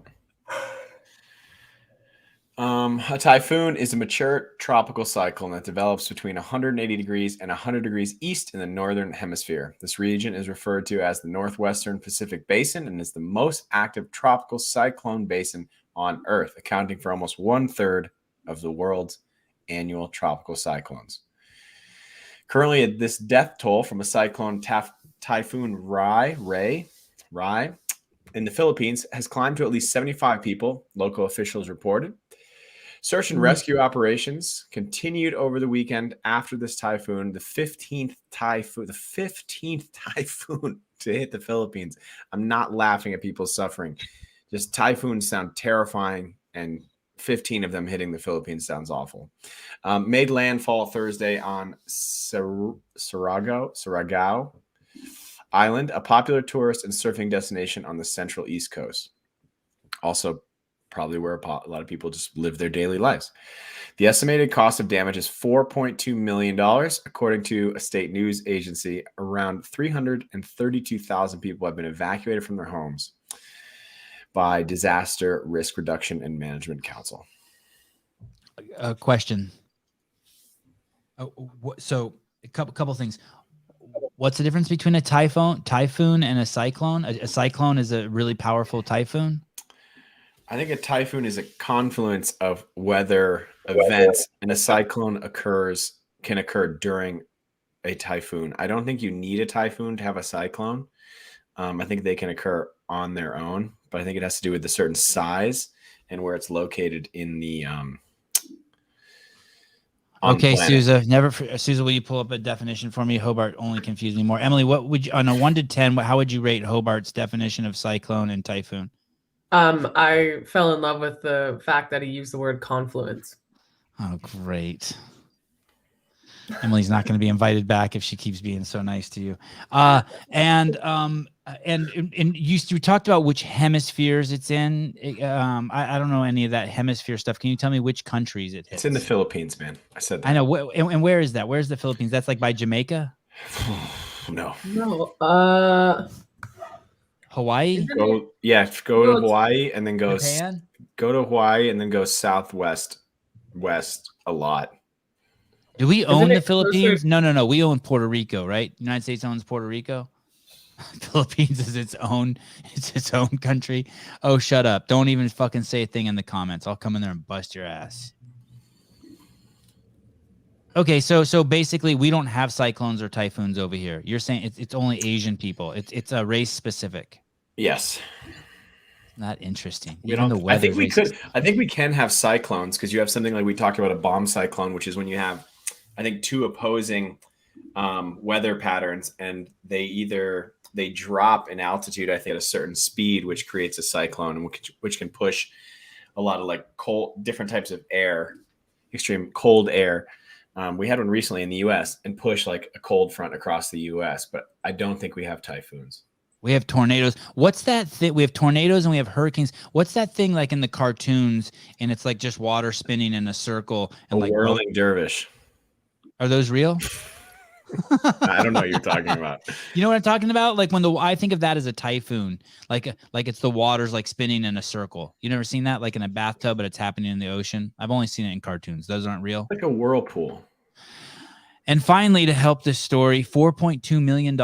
You know that the damage done at Ferguson during the BLM riots was $700 million. $4.2 million. Couldn't sleep in my backyard for that much. Okay. Oh, yeah, that thing right there. Yeah, oh, but it's a we're whirlpool. talking about. I said that. Oh, I thought you said whirling dervish. Well, maybe your Oh, property, that just happens naturally? Maybe your property's just overpriced. It's true. Okay.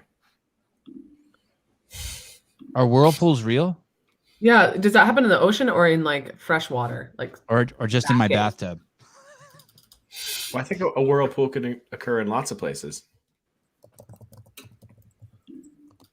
If you whirlpool. circle the opening of your anus counterclockwise, Yeah, I was gonna say, because that's an actual technique.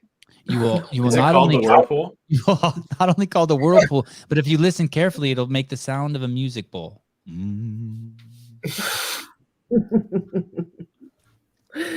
It will after you spend some time and attention with your beautiful anus. The whirlpool, oh wow, the whirlpool basically is nature's anus. The whirlpool is a body of rotating water produced by opposing currents or a current running into an obstacle. Whirlpools from when a bath or a sink is draining. More powerful ones in seas or oceans may be termed maelstroms. Did I pronounce that right? Yeah, that's Vortex? what you're thinking. You're thinking about a maelstrom. That's bad news. That is, huh? Yeah. I mean, that would be scary. Vortex is the proper term for a whirlpool that has a downdraft. Remember the final Pirates of the Caribbean where he's fighting Davy Jones and the ships are battling out? The Flying Dutchman and the Black Pearl. I couldn't handle those movies. They're going around the edge. Oh, they're great. They're going around the edge of the maelstrom. I could see you date. Oh, this probably isn't good for your Luddite, but I could see you dating Johnny Depp, Emily. What? Yeah. I could see you guys. Actually, I think I remember crying as a little girl, and this, I don't know what this means. Probably gonna have to unpack this later. You just brought it up. But I can remember looking at Johnny Depp on like the movie Chocolat and like crying because I was like, I'll never be able to be with him. Oh. I remember crying about that as a little girl. When I saw him in Sherlock Holmes, no, Jack the Ripper, I also cried and thought, oh, I can never be with him. Different movie, but same experience. I'm looking at like the world's largest whirlpools, and there's one in British Columbia called the Skookumchuck Narrows. Isn't that a great word? Skookumchuck. And it just stays open all the time. It's just always whirling. And there's like another huge one in Japan, and then one in Scotland. It's pretty cool. Wow. Seems just dangerous. Constantly whirling. Yeah. Susan's fiance opens a computer tomorrow morning. What the fuck are these tabs open for? Yes, Gilbert Grape. Maybe I'll watch that tonight to get ready for Dave Lipson tomorrow morning. What's eating Gilbert Grape? Damn, wow. Heidi. I also cried because Brian and I will never be. Hey. Why will you never be with Brian? Yeah, I'll send you. Text me. I'll send you his address. Never say never, Heidi. Never say never. I mean, Who's Brian? Brian friend. He's the guy who's periodically on this show, but people just are just in love with him. I can't have him on too much because he just takes all the attention away from me. Oh wow. Yeah. Now I'm gonna Google him. Yeah, McGoogle him. He's got a good energy. He's got a great beard going on right now. Great beard. Anti-coup protests in Sudan. People across Sudan have joined mass protests over the military's takeover as they mark the 3rd anniversary of a popular uprising. Hundreds of thousands marched in the capital of Khartoum, where security forces responded with tear gas. Demonstrations in 2019 led to the overthrow of Sudan's long-term president,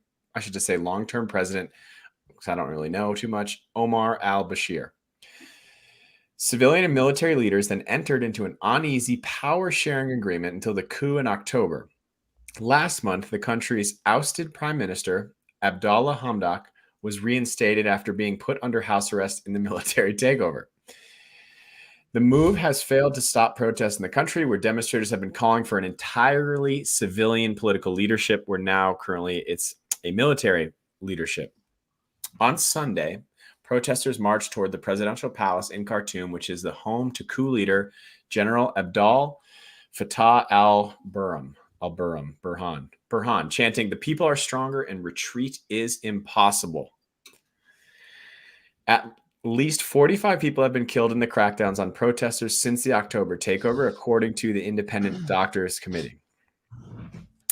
Under the fractious power sharing agreement reached in 2019, the coup leader General Burhan had been due to step down as head of state, handing over power to the civilian committee last month. This didn't happen. He has defended the coup, saying that the army acted to prevent a civil war that was threatening to erupt because political groups had been inciting civilians against the security forces. The general says that Sudan is still committed to the transition to civilian rule with elections planned for 2023.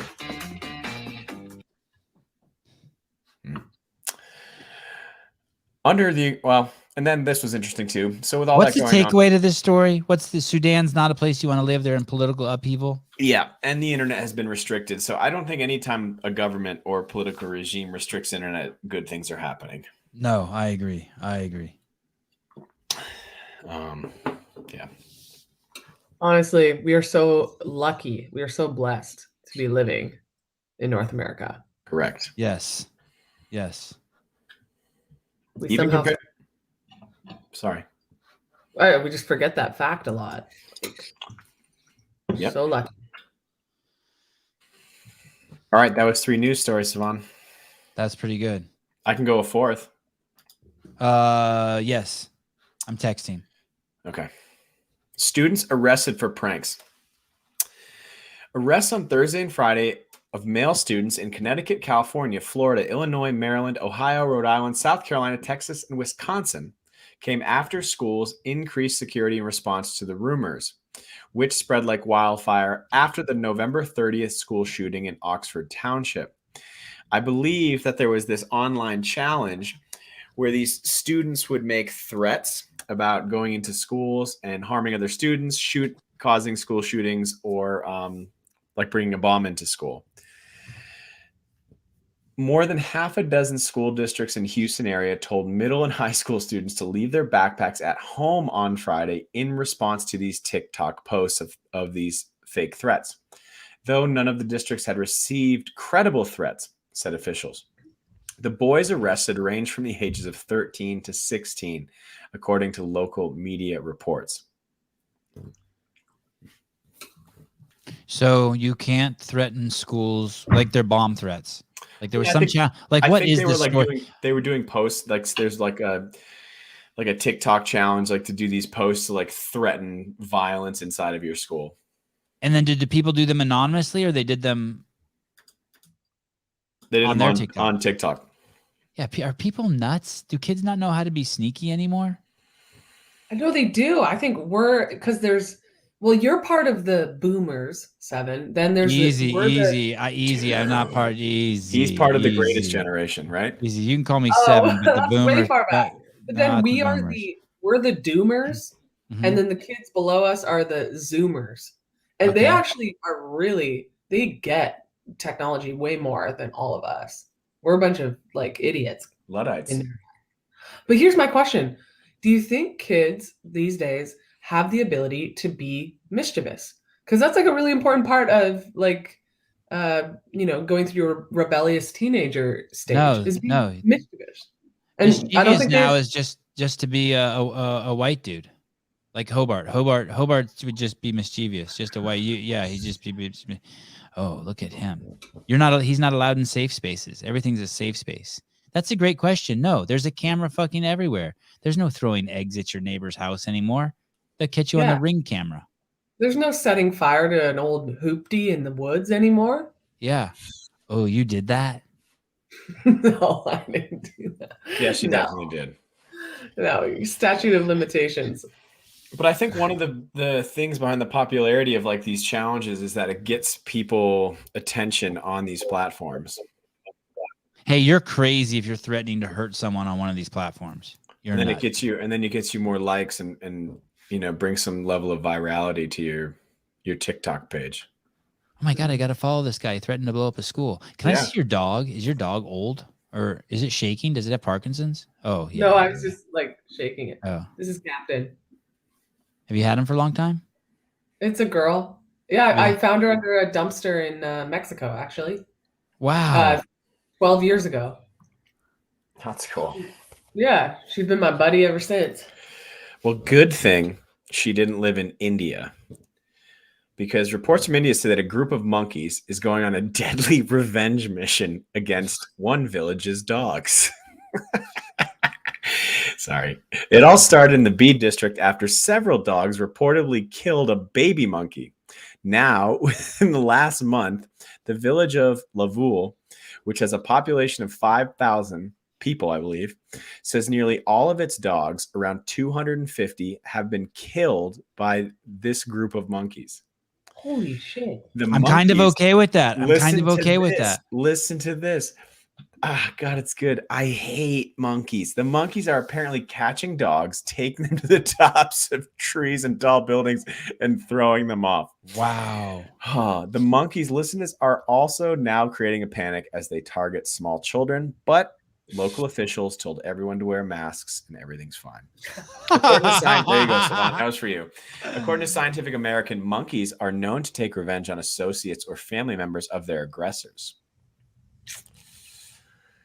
Yeah. Honestly, I've been to India and I was at like this ashram up near like the Most people go to an ashram, but Emily went to an ashram. Totally different. Went to an ashram. And I was walking through, it's like the old Beatles ashram, and ashram. Ashram. And I turn around, and there's a huge male monkey looking at me, probably like 10 feet away, and he's got this like a big pink penis, and it's like his owner, was he holding somebody else's?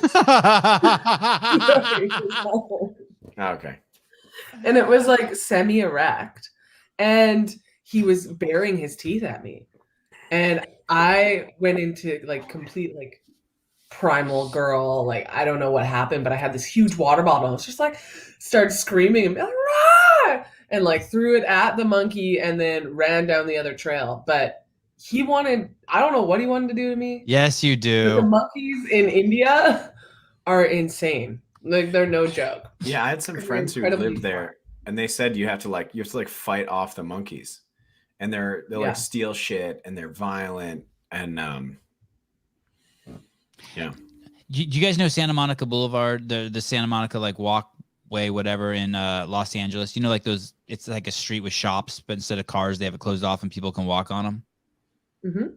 They got that shit all over India, right? Just everywhere, just people everywhere. So I was in one of those one time, and I was actually with Spieler, and it was up in northern India, and we're walking. It's just crowded everywhere, tens of thousands of people everywhere, and hanging out in the sections would be like monkeys, like hanging out like kids, like just like 10 monkeys hanging out.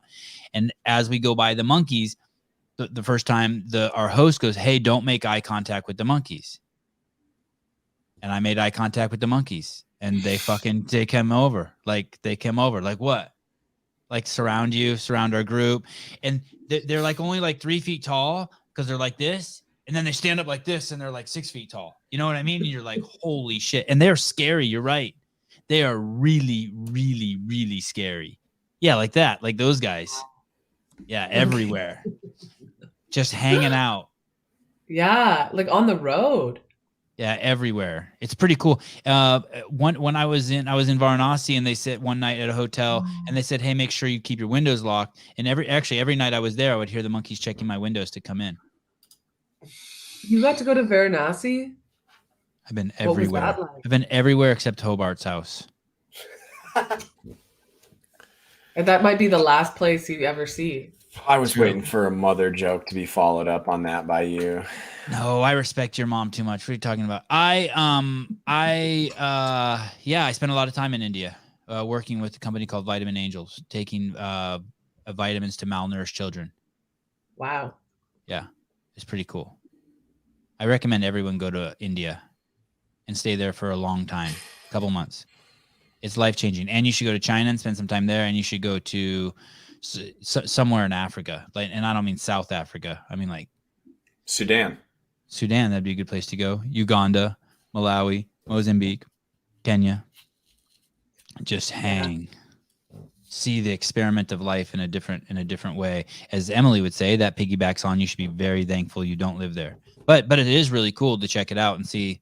You'll be fucking have your mind blown. A whole another planet almost. It feels like you're on a whole another planet. I should plug this movie again. There's a movie called Boys of Baraka. Boys of Baraka. Have you guys seen that movie? Oh, I gotta add that to my little. I added a lot of stuff to my little research list. Boys of Baraka. Yoni eggs, deep pleasure center, male prostate self massage. Yes. Boys of Baraka. Can't wait till Cassandra sees this on the computer. Yeah, you got to see this movie. This is an incredible movie. It's about kids that leave, get out of Baltimore and go to Africa and live in Africa. It's nuts. And it really just shows there's so many levels there in this movie. So many lessons for life there. It's so good. So good. Wow. An experimental boarding school in Kenya. Yeah, it's so good. I mean, Wow. it's incredible. Yes, they steal items and sell them to local I don't know if they do that, the monkeys, but the monkeys are do all sorts of crazy shit. I got so many monkey stories, it's crazy. Same with monkeys in Kenya. Crazy monkey stories in Africa. Yeah, go see that movie. Everyone see that movie. That's a great movie. Boys of Baraka. Don't DM me and ask me what movie I was talking about. Just go see it. Okay. Hobart. I was outside all day yesterday, Chris. You need to chill out, man. What? Who's the Liver King? He's some guy on Instagram who eats a lot of raw organ meat. Are you going to show us who he is? Yeah, pull it up, Susan. Go to his Instagram. He's so yummy. Oh, is he ripped? Yes, but he's not even real. You can't even get your head wrapped around him. Who's that boy he's with? I've never seen anyone else on his Instagram. Oh, yeah, the ancestral guy. Oh, are those his kids and his wife? Yeah, he's done some stuff with like workouts with him. They do like tribe workouts or something. What a beautiful family. I love that he calls them tribe workouts. It's just a group workout, man. No, because they're Hey. simulated hunts, Hobart. It's very different than a normal workout. It's a simulated hunt. Hobart's. Some people don't like the word twat, and some people like the word poussé. If he wants to call it a tribe and not a group, be cool. It's different. Oh. Wow. Look at all those chains. It's endless content Someone's on used his to that feeling. Instagram. Whoa. You guys, I'm telling you, like 2 months ago when he showed up on the scene, he had like 5,000 followers. Now he has 800,000. He's got a Well, good body. I think his wife is a holistic dentist, actually. How do you know that? I don't know. I don't know how I know that. Why do I know that? But she is. What is going on right here? How do you know that? Why are you saying that? You just know you've heard of her? Yeah. Connecting the Like, dots? I think I like read up on like ancestral. Like, look at this guy. Where do they live? He's Hold so on, red hold all on. the time. It is unequivocally the most mentally, physically, spiritually challenging feats the Liver King and tribe have the honor to struggle through. An even greater struggle when it starts to rain and grip is all but gone. You think our ancestors would have sacrificed fallen comrade to splash of water or a puddle of mud? Hell no, neither does a Liver King. But someone is following you around with a camera. That probably didn't happen to our ancestors. Liver King. I'm Wow, friends look with at I'm honored to say I'm friends with him. And not just on Instagram. Do you think our ancestors use sheets? Huh? But he won't come on my podcast for some reason. Of course they use sheets. How else Like would that? they know if they were sleeping with virgins? Oh, fuck. Gosh. Oh my God. Is nothing sacred. No. Whoa, he throws spears? I really would like to see him shaved. That's pretty cool that he threw that spear, though. I'm pretty impressed by that. That's super impressive. It took 64 takes. I asked him. I made that up. Look at this guy. I have a question, Mr. Liver King, sir. Oh, damn it. Wow. You get your teeth real cleaned. Hobart and the Liver King should do a wife swap for a week. Awesome YouTube show. I'm down. Oh my gosh. Cassandra, I'm gonna feed you to this. Well, just take one for the team, sweetheart. Is it Cassandra or Cassandra? You know, it's funny. When I first met her, she said, this is when we first, I was trying to like, you know, work my way in. Is it And twat or twat? I asked her that and she's like, I don't really care. And I was so confused. So I refer to her as Cassandra. Cassandra. Beautiful name. Oh, wait, is this a tribe workout? Yeah, it's a tribe workout. This is the barbarian. The whole family does it? Every member of the Johnson tribe live and train according to the 9 ancestral tenets. What are those?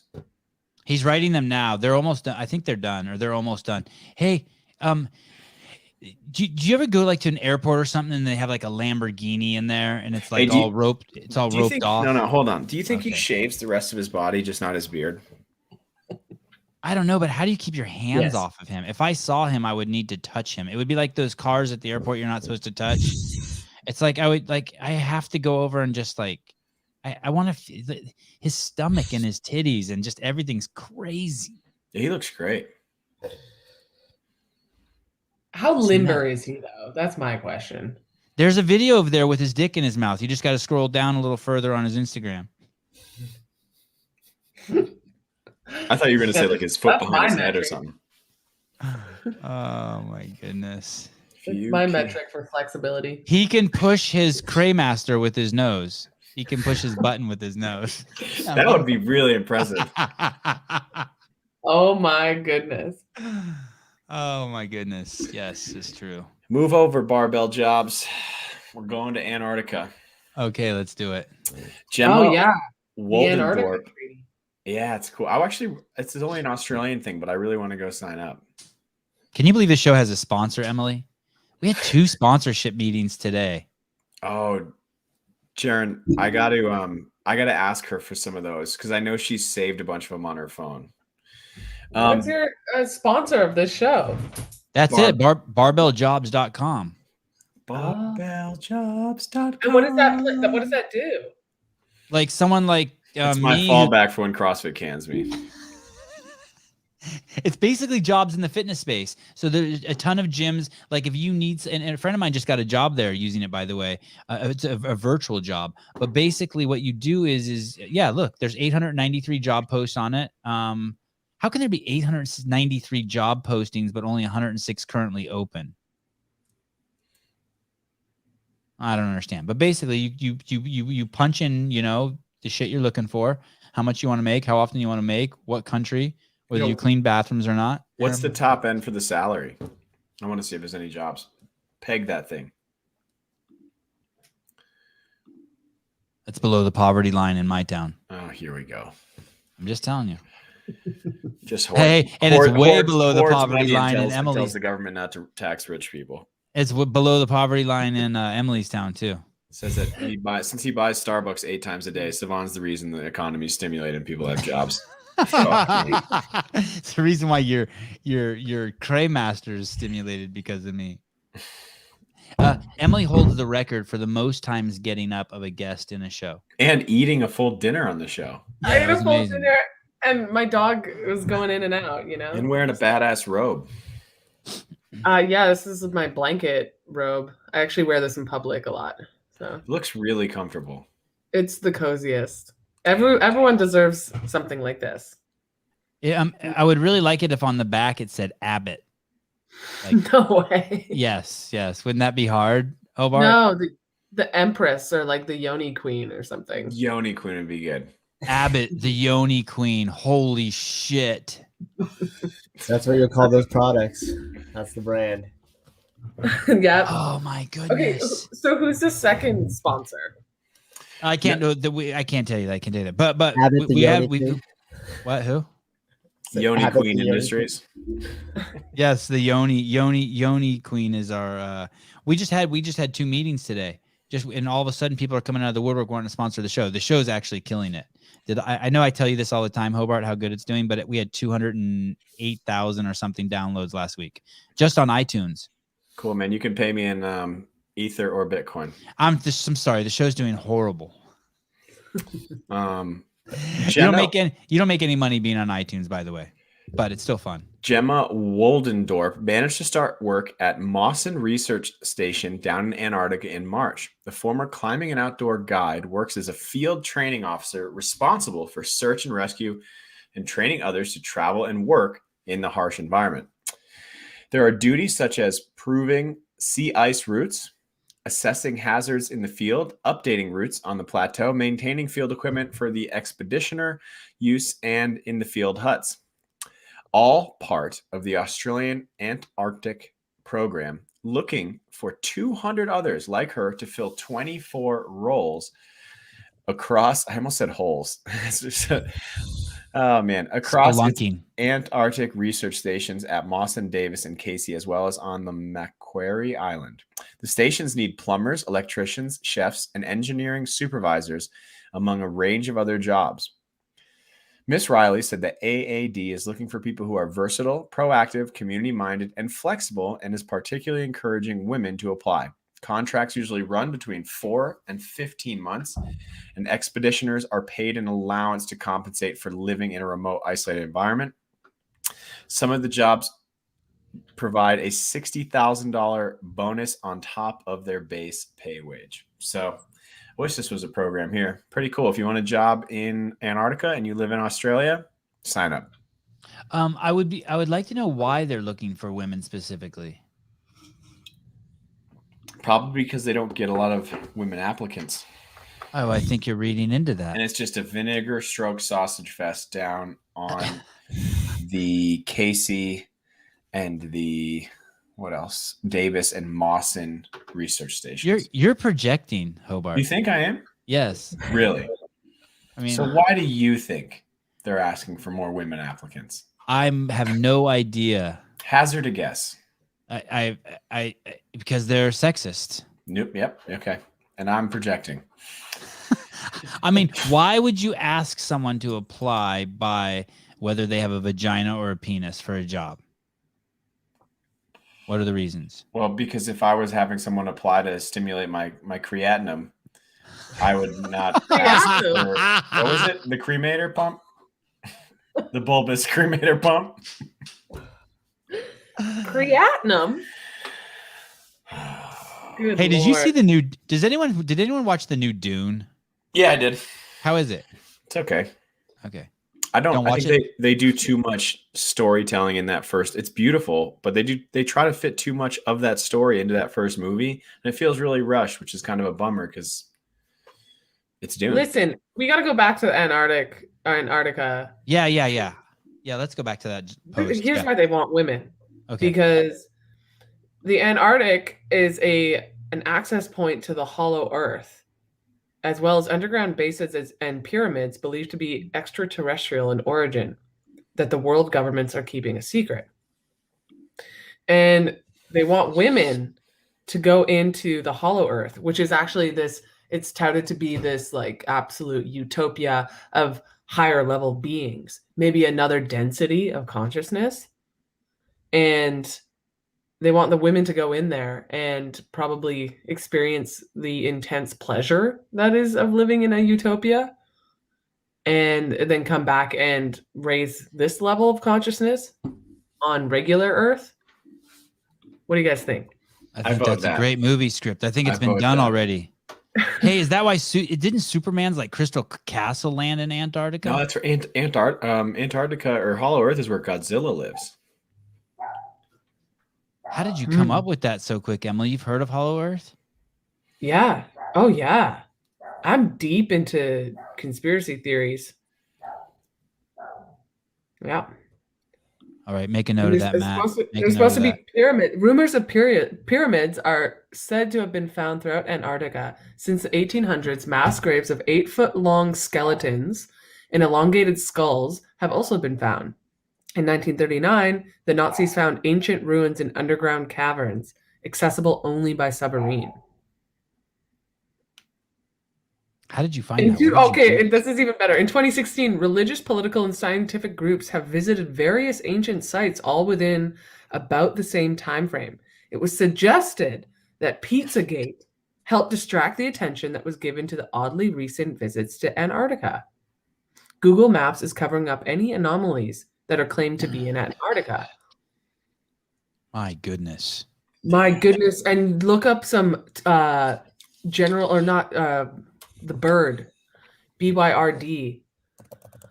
Oh my God, guys. How does she I was know going to do a somebody? conspiracy theory of the week, but now we don't have to. This is awesome.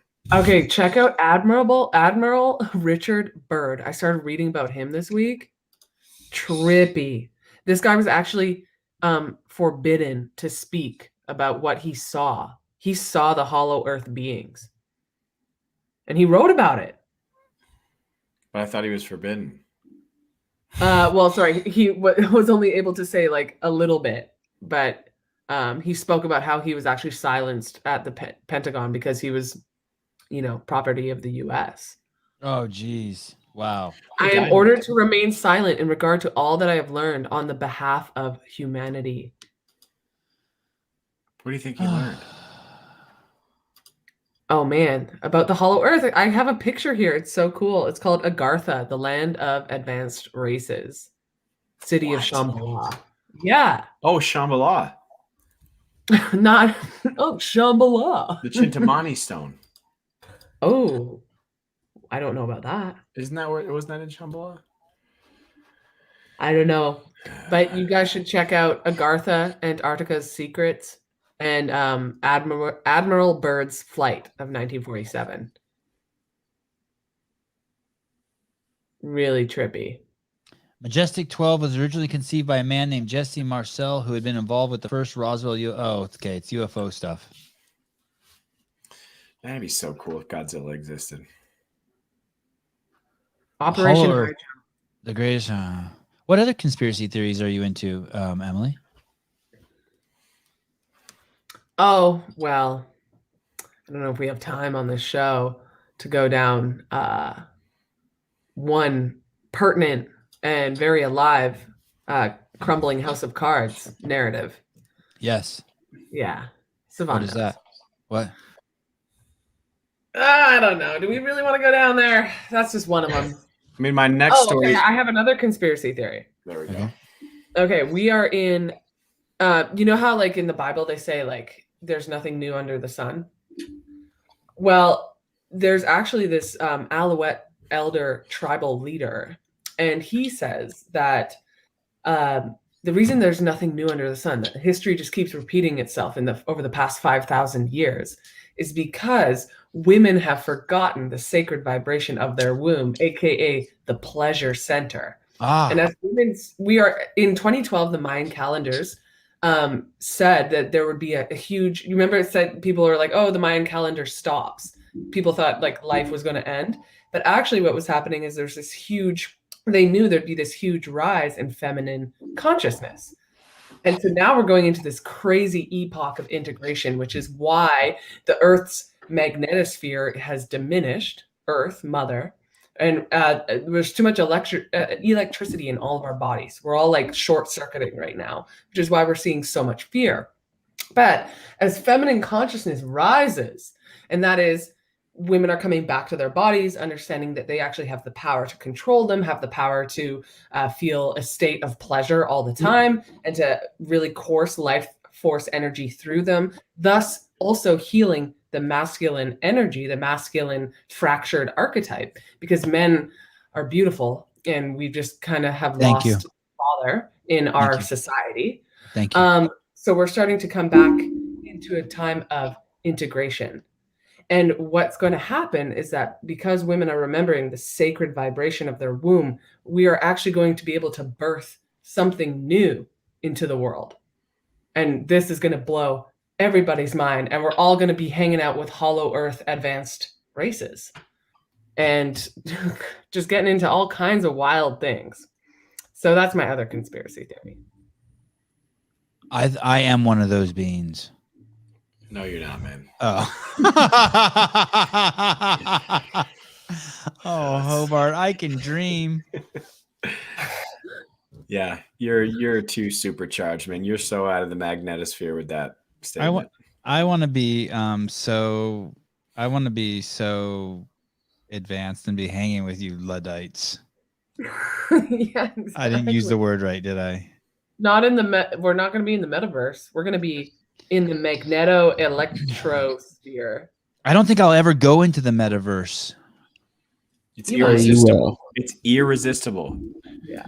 We're Man, halfway there now. you love DMs. I think you will be very into the metaverse. I love DMs. I love DMs. Yesterday I caught up on all my DMs. It was crazy. You get a lot of DMs. That's a huge hit of dopamine. Oh, DMs. What are you doing in there, Sevan? Nothing. Just some DMs. Just responding to Colin Lawrence. He sent me 25 memes. Just when oh my god.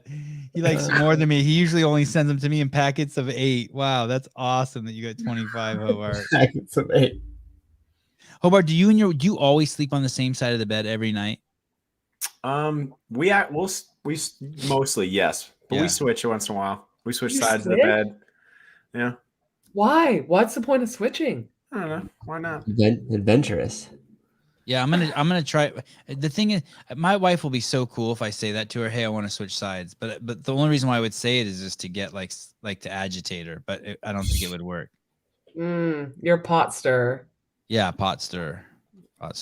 I think Hobart. The reason why Hobart and his wife can switch sides of beds is because they both on either side of the bed there is like a hair plucking kit. They both have they have a mirror and a tweezers on both sides of the bed, and so they can be on either side. They get Both him into and the his wife. scrotum. No, just Hobart, just everything. Hobart's a hair plucker, I think. Are you a hair plucker, Hobart? Do you have tweezers? I mean, we have tweezers in the house. No, but for you know how like girls like pull their hairs out of like their mustache and shit. Like, do you do that? No, man. Oh, okay. That got weird. Will's comments. It got weird. The Yoni Queen, Abbott, has suggested that the show. What if the aliens made the vaccine? I would say that there's some reptilian. Well, that's another conspiracy theory. There's reptilian overlords beneath the Denver airport. Is that where they? Yeah, that's like a conspiracy theory. The Denver files. Oh my! No way. Yeah. But I got a question though. If there's beings living inside a hollow Earth, why don't they ever come out and say hi? Like, why would they hide themselves? Emily is one of those They're beings. What are you talking shapeshifters, about? man.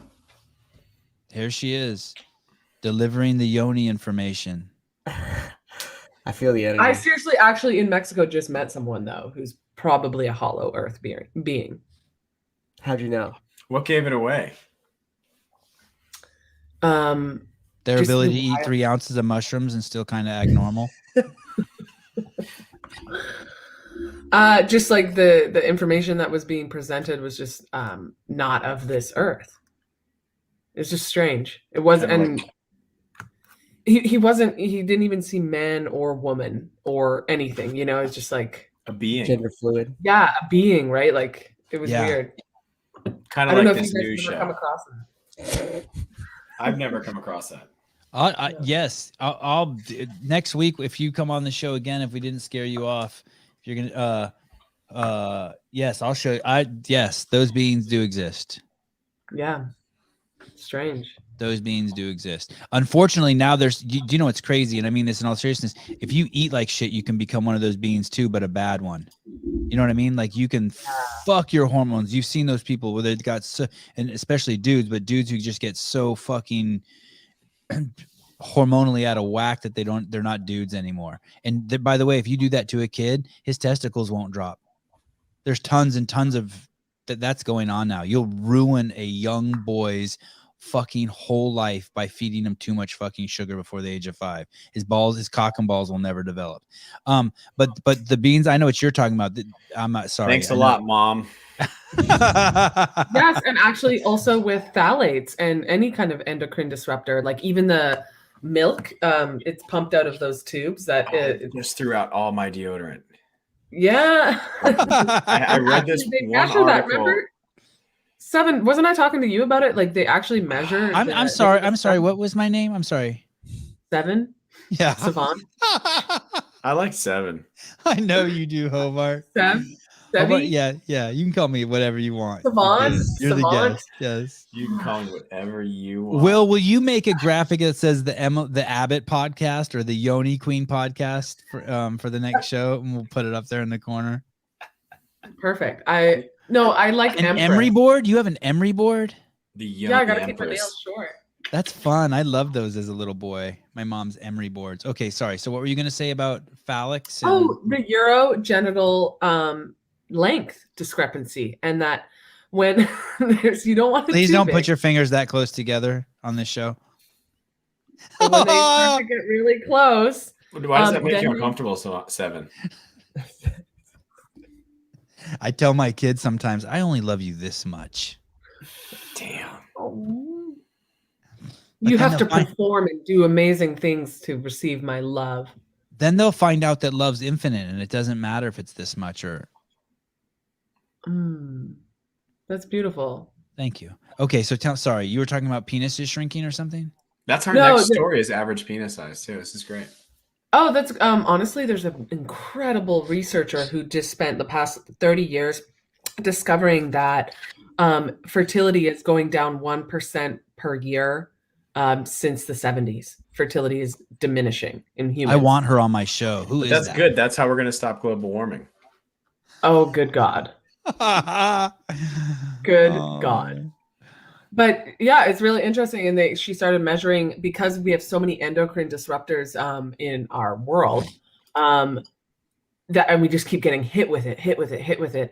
These baby boys were being born with these really short urogenital measurements. So like, I think between the anus and the chode.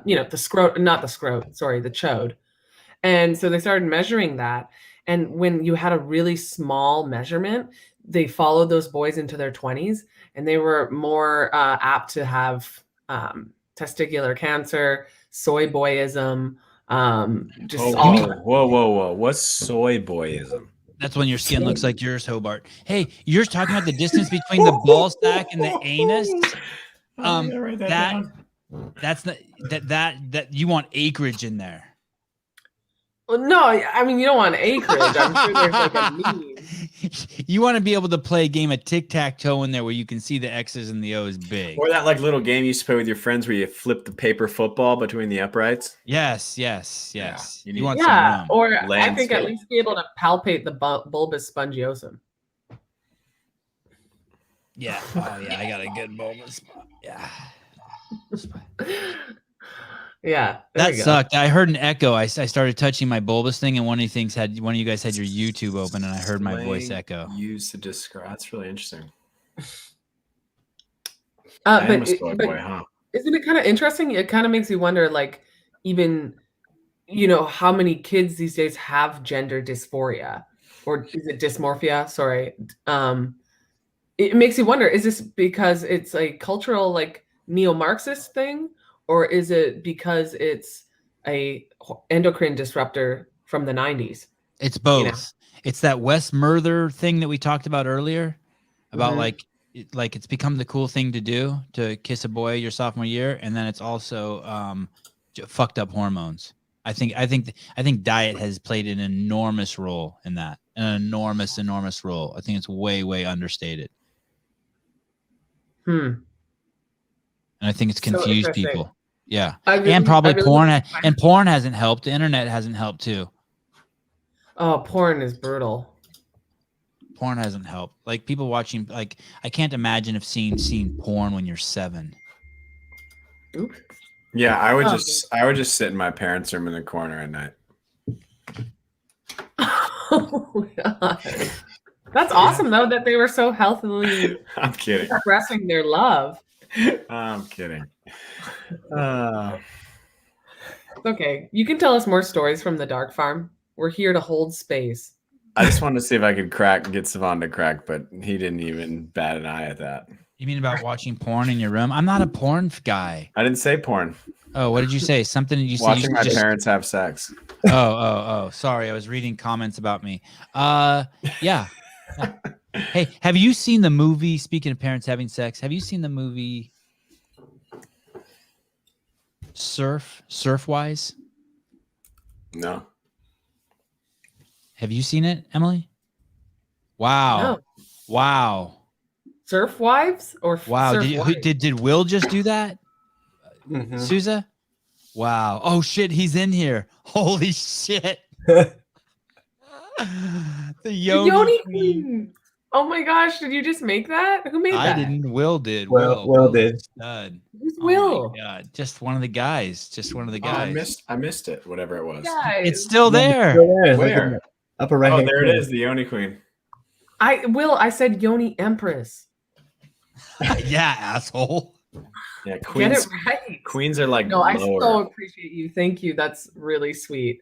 Really? Surfwise, a guy, he's a medical doctor. He's the head of the medical association in Hawaii. He's a big time fucking super high end doctor. And he just decides, fuck it, I'm not doing this anymore. And he moves to California and he buys a van and he says, I'm just going to surf up and down the coast of California. And that's all I'm going to do. Well, he ends up meeting this chick and he ends up just banging her in the bus. Not the bang bus, a different before bang bus. And he ends up having 10 kids in this van. Yeah, there it is. And in the movie, that one of the kids are like, yeah, I was the firstborn, so I was awake when the other 9 were made. You know, like Yes. Oh my gosh. Yeah, my man told me about this. yeah, it's a great movie. It's fucking awesome. Don't tell the penis story. I gotta drain my prostate one more. I'm gonna milk my prostate Because one more. that was he No, was you a should doctor. just sit there and clench. No, I can't anymore. Hold it as long as you can. You've had to pee twice since we've been on the show. Yeah, Dude, 3 I times. get you. I now. drank 3.5 cups of water. And you haven't had to pee I yet? hope you guys are not just drinking plain ass water. I'm Why? drinking. I had 2 cups of coffee. Jeez. Right. Because you need to add back in some minerals, add some like trace minerals or something like that. Look That's how how you- good. Look I'll how add that to my good list. all of our skins look. All 4 of us. Our skins. Our skins. Now imagine if we could sew them together in one giant bean. Oh, good God. Ah.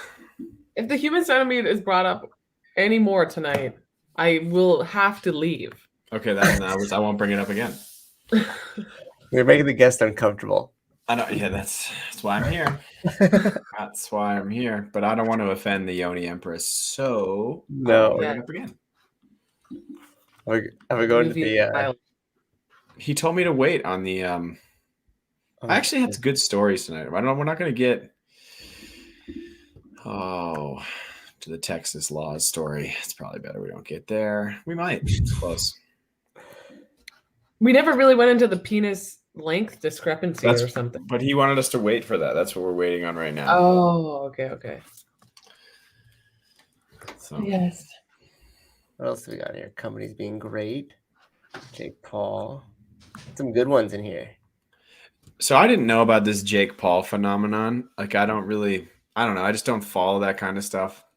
Yeah. But he smashed him when he knocked him out. Yeah, he did. Like, and then I read a whole article on how they think it was staged.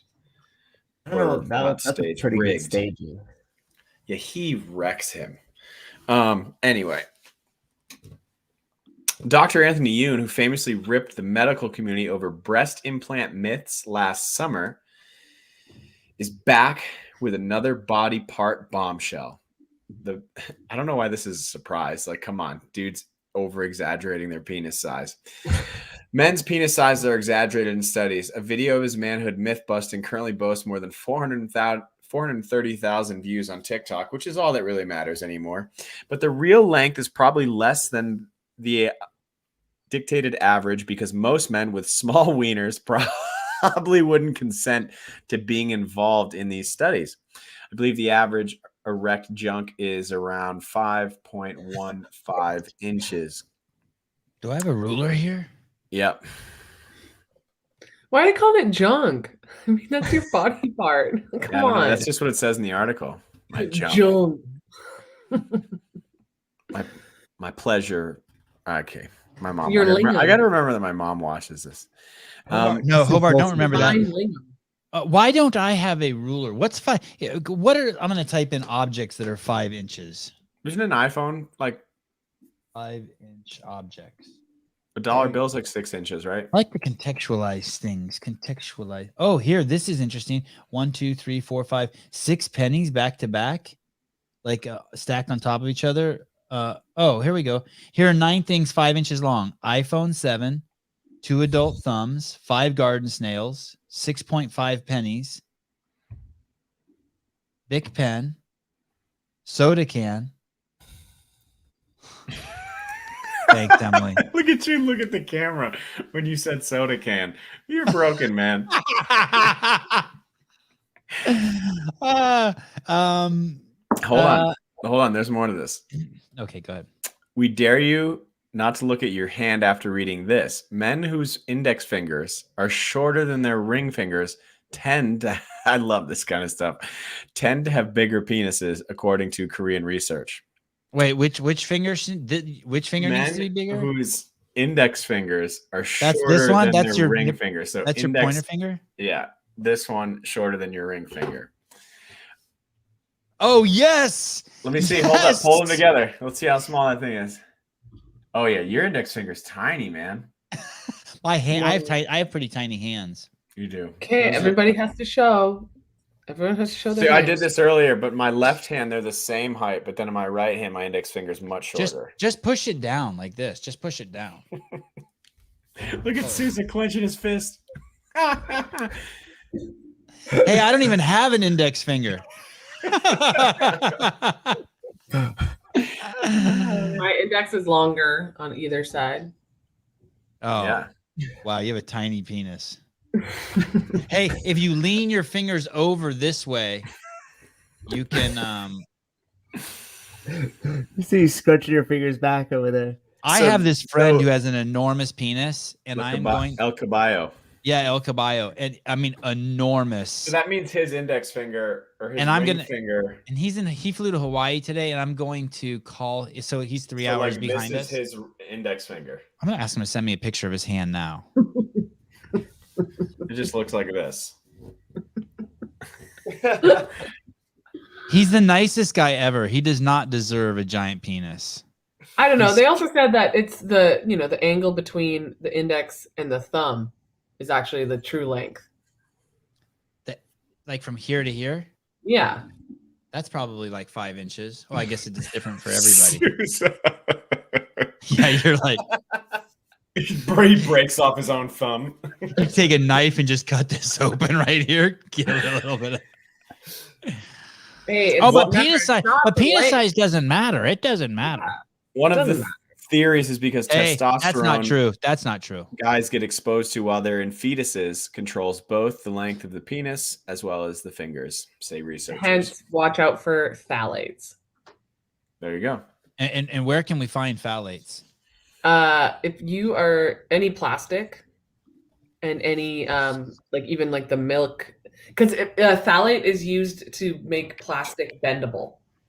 Oh yeah. It softens plastic. So you're saying milk cartons, plastic milk cartons? Yeah, well, even the tubes that are used to pump the milk out of the cow's udder. Oh shit.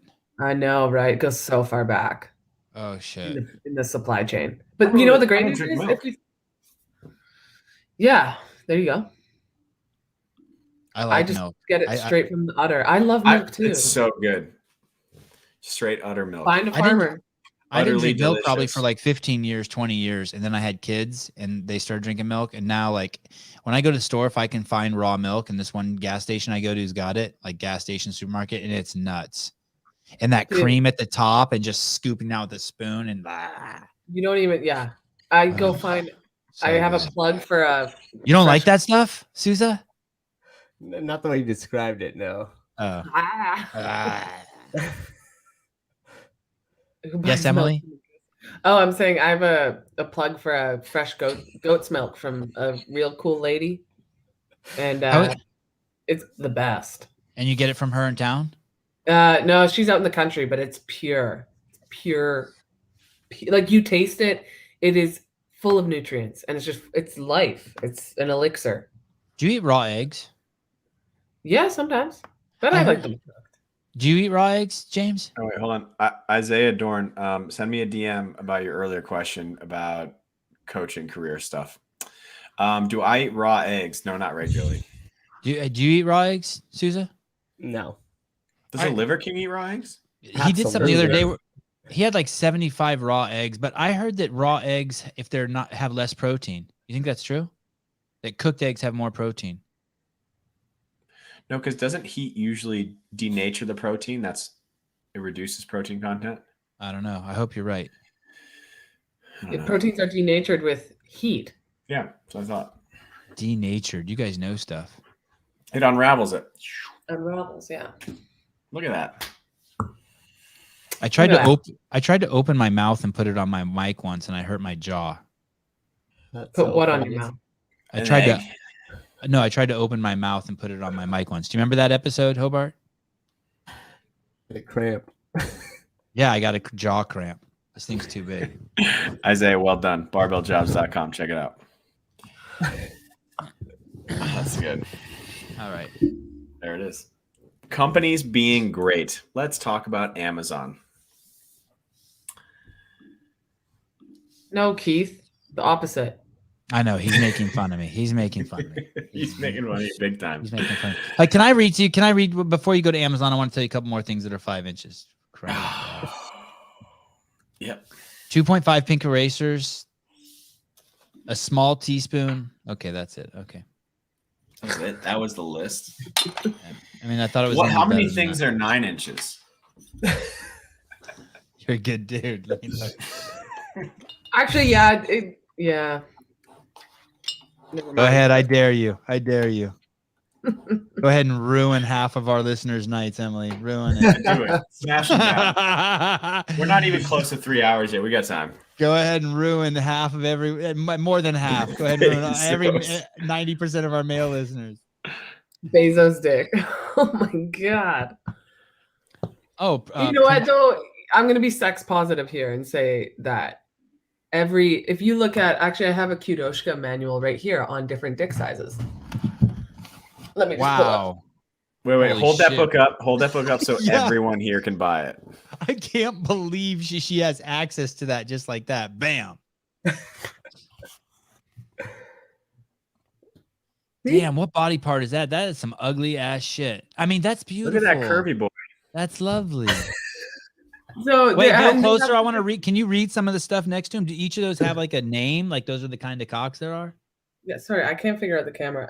Yeah, like this is Deer Man. Yes.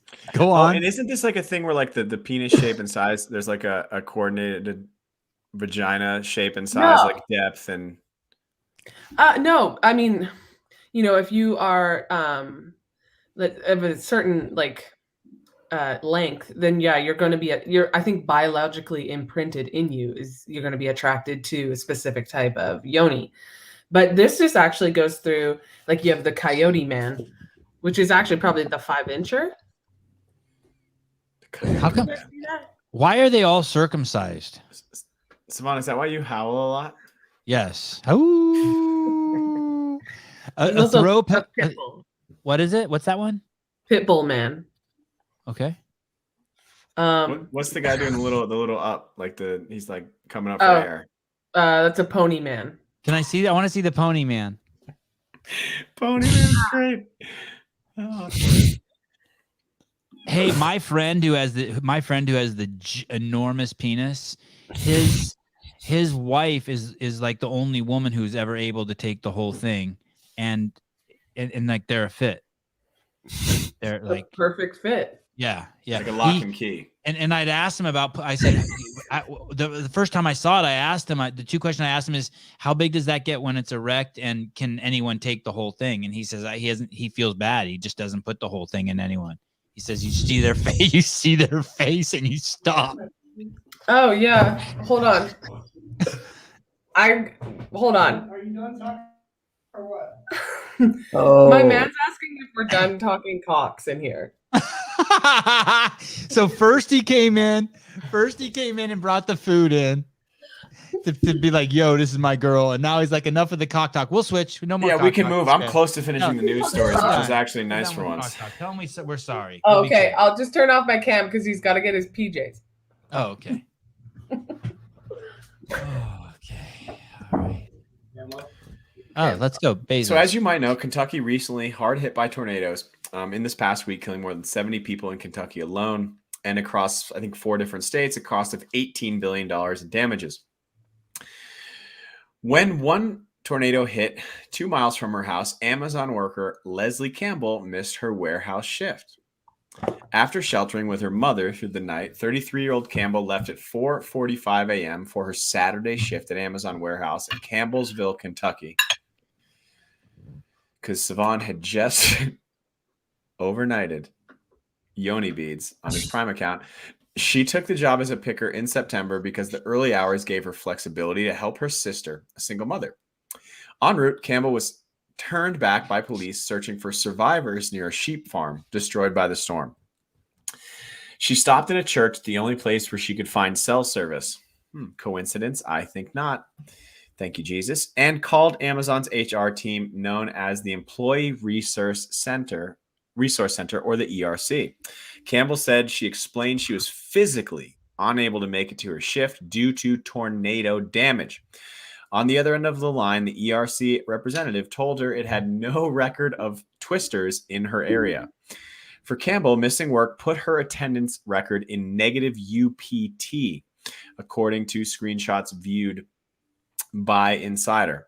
Amazon gives workers a certain amount of unpaid time off, or UPT. Dipping into negative UPT or taking more than the allotted can be grounds for dismissal. After attempting to drive to work 2 more times with no luck, Campbell tried reaching a company executive on Twitter. That afternoon, Amazon retail chief Dave Clark had posted a tweet acknowledging the Amazon workers killed by a tornado after their warehouse collapsed in Illinois. 6 people have now been confirmed dead at that Illinois facility. Campbell tweeted in response, "I'm an Amazon worker from Kentucky. Tornado hit 2 miles from my house and I physically couldn't get to work. The ERC human resource team at Amazon told me that they had no record of tornadoes in Kentucky and couldn't help me with not getting attendance time reduced for today." Campbell's tweet generated hundreds of responses, and among the wave of replies was one from Clark, the retail chief. Campbell said an HR rep called her back, told her Amazon would excuse her Saturday shift and pay her for the 11 hours she missed. It's a great company doing great things. Fire that bitch. Why do you say that? Because like fuck you for fucking complaining on social media. It's a fucking job. She had no one else to reach out to. I don't get. So you tweet shit. So you tweet it. Hey, you work for a big ass company. Fucking that there's like the protocol. Everyone, there's a robot. Write a letter, take a picture of the fucking building destroyed, and wait a couple days. But no, you got to tweet like a bitch. I think tweeting and all the hating on Amazon. I think how about be a thankful? perfect How about be thankful you have a fucking job? Oh, it is. You tweet something about CrossFit tomorrow, like when you go there and your parking space is taken, and you tweet, my "Dear parking Rosa." space is never taken. I get there before everybody else. Right, I know. I don't know. I think complaining about your job. I just feel like it's very socially acceptable and like a normal way for people to communicate. So I don't think it's that big of it. Like so's eating with both hands, but it's not. I don't know. I thought it was a nice story. On that note, eating with both hands, I'm going to sign off, you guys. It was an absolute pleasure. Miss Abbott. Have a good night. Thank you. Bye. Thank you. Take care. Bye. It was a blast. Good. Especially you, Matt. I think I got the most out of you. Thank you. I appreciate that. And then there were 3. She's great. Love Miss Abbott. Fantastic. I think she had to go pee. You think she got a text message from her man saying that, hey, enough of that penis talk? Maybe. Okay, let's finish these stories. 2 hours and 28 minutes. Jake Paul. Yes. You're really you're a fighting fan, Sevan, right? Yes, it was hard for me not to purchase the fight last night. It was very hard for me not to. So, but I was done. watch I'd already this seen knockout. it. Crush it. Let's just hit that. Well, we get. Well, who cares? Just do it. Yeah, just do it. Bang. Smashed him. You know, there's people claiming that he threw rigged. that. Yes. Yeah. They're insane. They're insane. You think that's a real knockout? Yeah. Well, anyway, so look Paul, at the feint before. Look at the feint before. Look, just watch one more time. Watch how he feints here. Go all the way back to the beginning. Tyron. Oh, I mean, it actually does look Tyron. But anyway, over the past 12 months, I guess Jake Paul has won 3 times, 2 knockouts. Perhaps most importantly, he's emerged as one of the most bankable pay-per-view stars in combat sports. Is he a good boxer? I don't really follow it. Who? Tyron? Well, he's a very accomplished UFC, like multiple time UFC amazing. welter. Yeah, he was amazing. And then Welterweight. something happened to him. He was an amazing UFC fighter. He lost a fight. He got the shit beat out of him. And then his next smashed by this YouTube star. Yeah, and then he lost like 3 or 4 fights in the UFC. Like he just lost his edge. And then basically then he went in the boxing ring with this guy and didn't expect much. You know, his brother fought Floyd Mayweather. He's Jake also Paul. massive compared to Tyron. He also has, 20 Yeah. pounds on Tyron and 5 inches or whatever. 5 So, inches. Yeah. It's They're 2 pink erasers or 6 pennies. yeah, 6.5 pennies. Yes. He has What one was penis. interesting- He has one penis on him. What was interesting is I guess this fight card sold approximately 500,000 pay-per-view buys. By way of comparison, the average number of UFC buys in 2018 was 450,000 per event. The Khabib versus McGregor fight was 2.4 million buys. Wow. He's also an excellent shit talker, and I like that he said, "I just knocked out a 5-time UFC champion and embarrassed your whole company," looking into cameras, speaking, I imagine, to Dana White. Yes. He went on to say, "Everyone's a target. No one's safe. Hide your kids. Hide your wife. I'm like Santa Claus. I'm coming down your chimney. I'll fuck everybody up. I'll fuck your whole family up." So I don't really watch fighting. I don't know if this is embarrassing to people in the fight world, but I don't know. Seems like it's getting more people interested in boxing, which is good. I'd like to tell you this. 10 pennies is 9.5 inches. Sorry. 10 quarters is 9.5 inches. Do I have a quarter? So if you put 10 quarters, laid them on the table, edge to edge to edge, they would be 9.5 inches. 10 quarters. $2.50. Do we like this guy, Jake Paul? We like him more and more every time he proves that he's the real deal. I mean, I like him. That other guy, he was. I don't know if I like him, but I like him. Tyson Fury's brother, right? Would he And have beat the shit out of that guy? I like his mom. I don't know. It's crazy. It's nuts. Jake Paul's crazy. What he's doing is crazy. I like his mom. His mom's cool as shit. His dad's cool as shit. I think it's just a lesson on marketing. He's a marketing genius. I mean, they're not a fighter. They're handpicking these fights that there's a high chance that he's going to win, whether or not we agree that they're rigged or not. And that he trains his ass off, no doubt. But he's a marketer. It's always on to the next fight, the big show. What was his YouTube channel all about? It used to be just pranks back in the day. He was on Vine, and it was super short, like, pretend to fall in front of somebody way back in the day. And it slowly built up. And if you remember, there was controversy a couple years back when they went to some forbidden forest in Japan, and they found it was like suicide forest or whatever it was called. And there was actually somebody hanging from a tree, and they like filmed it and laughed, and he was canceled early and then kind of. Oh, that's right. Back. Yeah, you remember? That was his brother. His brother was the super famous Logan. one, and Jake Paul's kind of taken over. Yeah, they've always done a great job of ping-ponging it back and forth, and they're very wise with their decisions of how they kind of strategically sequence themselves. I heard that he said he wanted to fight Mike Tyson. I'd love to see that. Yes. Paul, his brother does want. He is going to fight Mike Tyson. I bet. Do you think Tyson will crush him? Yeah, I think Tyson is going to. But I've always thought they're going to lose. If I bet on someone, that means against them, that means they're going to win. Look at this guy. I remember that Tyron wrote a rap song, "I'll beat your ass," and then he never won another fight. I think that's actually accurate. I want to hear it. A throw pillow, Hobart, is 18 inches. An average throw Damn. pillow. So if you and I held on to the end of a throw pillow, each end naked, the heads of our penises would barely touch, just like this. I was gonna say we wouldn't even cover 2/3 of the pillow. It's romantic, huh? Oh, that's so good. We're gonna dock. When Trump attacks. Yes. Adam Kinzinger, one of 2 Republicans in the House committee investigating the deadly 6th of January Capitol attack incited by Trump and Emily have the same color hair. Incited by Donald. No, they don't. Donald Trump. Yes, they do. Said on Sunday he was not yet ready to declare the former president guilty of a crime, but the panel was investigating the likelihood that he is. At a Stop the Steal rally near the White House, if you don't remember, on January 6th, they kept calling it 6th January. The then president urged supporters to march on Capitol and fight like hell, or you're not going to have a country anymore. Earlier this month, at a sentencing hearing for one of the rioters, a district judge, Amy Wait Berman, a second. Where did you get this story? Probably like a great news source like CNN. No, this is from Guardian. Okay, go on. Where he said fight like hell.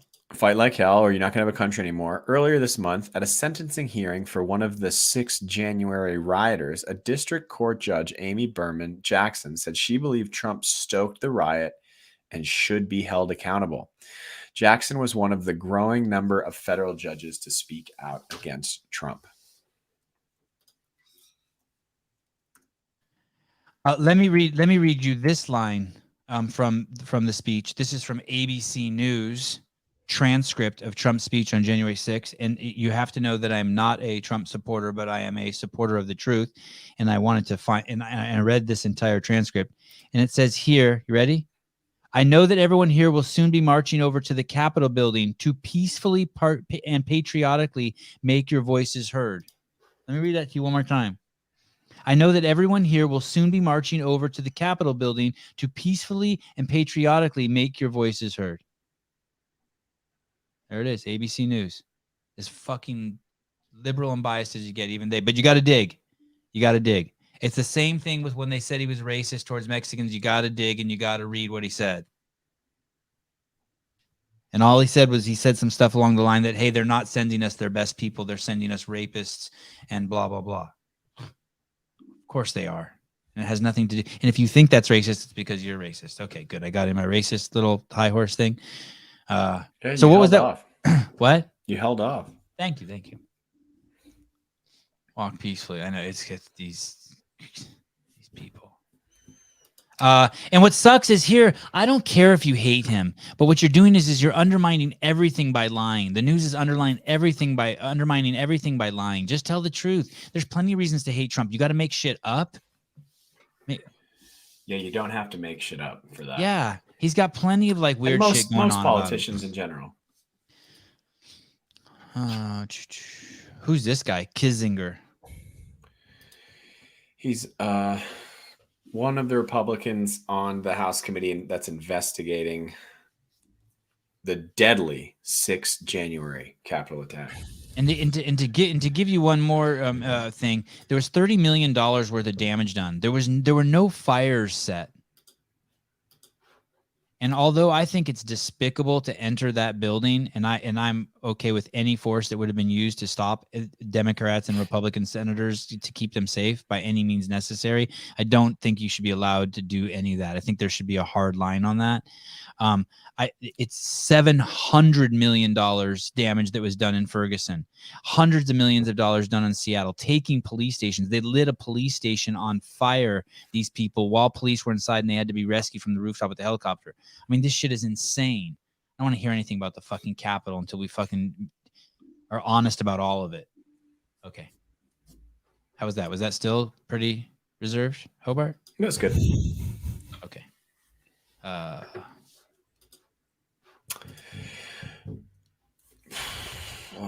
Where are we we at in time? Yeah, we got 2 stories left. Dang. Do you think Emily left because she was upset? I think she had to pee. You're really self-conscious, huh? Yeah, more than self-conscious. I'm self-aware. I'm from Hollow Earth. Hey, at least you didn't say like you brought the most out of you. I don't like it. I was like, Maybe it I'm was- only maybe allowed it was- 90 seconds of I thought It was she like we was- went on a date and she just got out of the car. We were driving Yeah, by she her house. Irish goodbyes, but I don't know. I trust her to be honest. Because you have a fucking 3-minute Fran time or a 2-minute Fran time. You can walk around like that. I only have a 9-inch dick. Okay, go on. I just here's the thing. I hope there wasn't too much boy talk and penis, like we didn't bum her out. I But felt I like think she's I felt like she had a book. We Like- spent the first hour of the show talking about Yoni power. Yeah, how could it be? well, too we'll much? know if she comes on next week. She referenced a book off her top shelf that was easy to grab. I don't know if that's going to be too much penis talk for her. Yeah, okay. Maybe it was the fact. Maybe it was all the talk about that movie where the people's mouths are so to the other people's anuses. That for sure was not okay. I think she liked Hobart. That was good. Okay.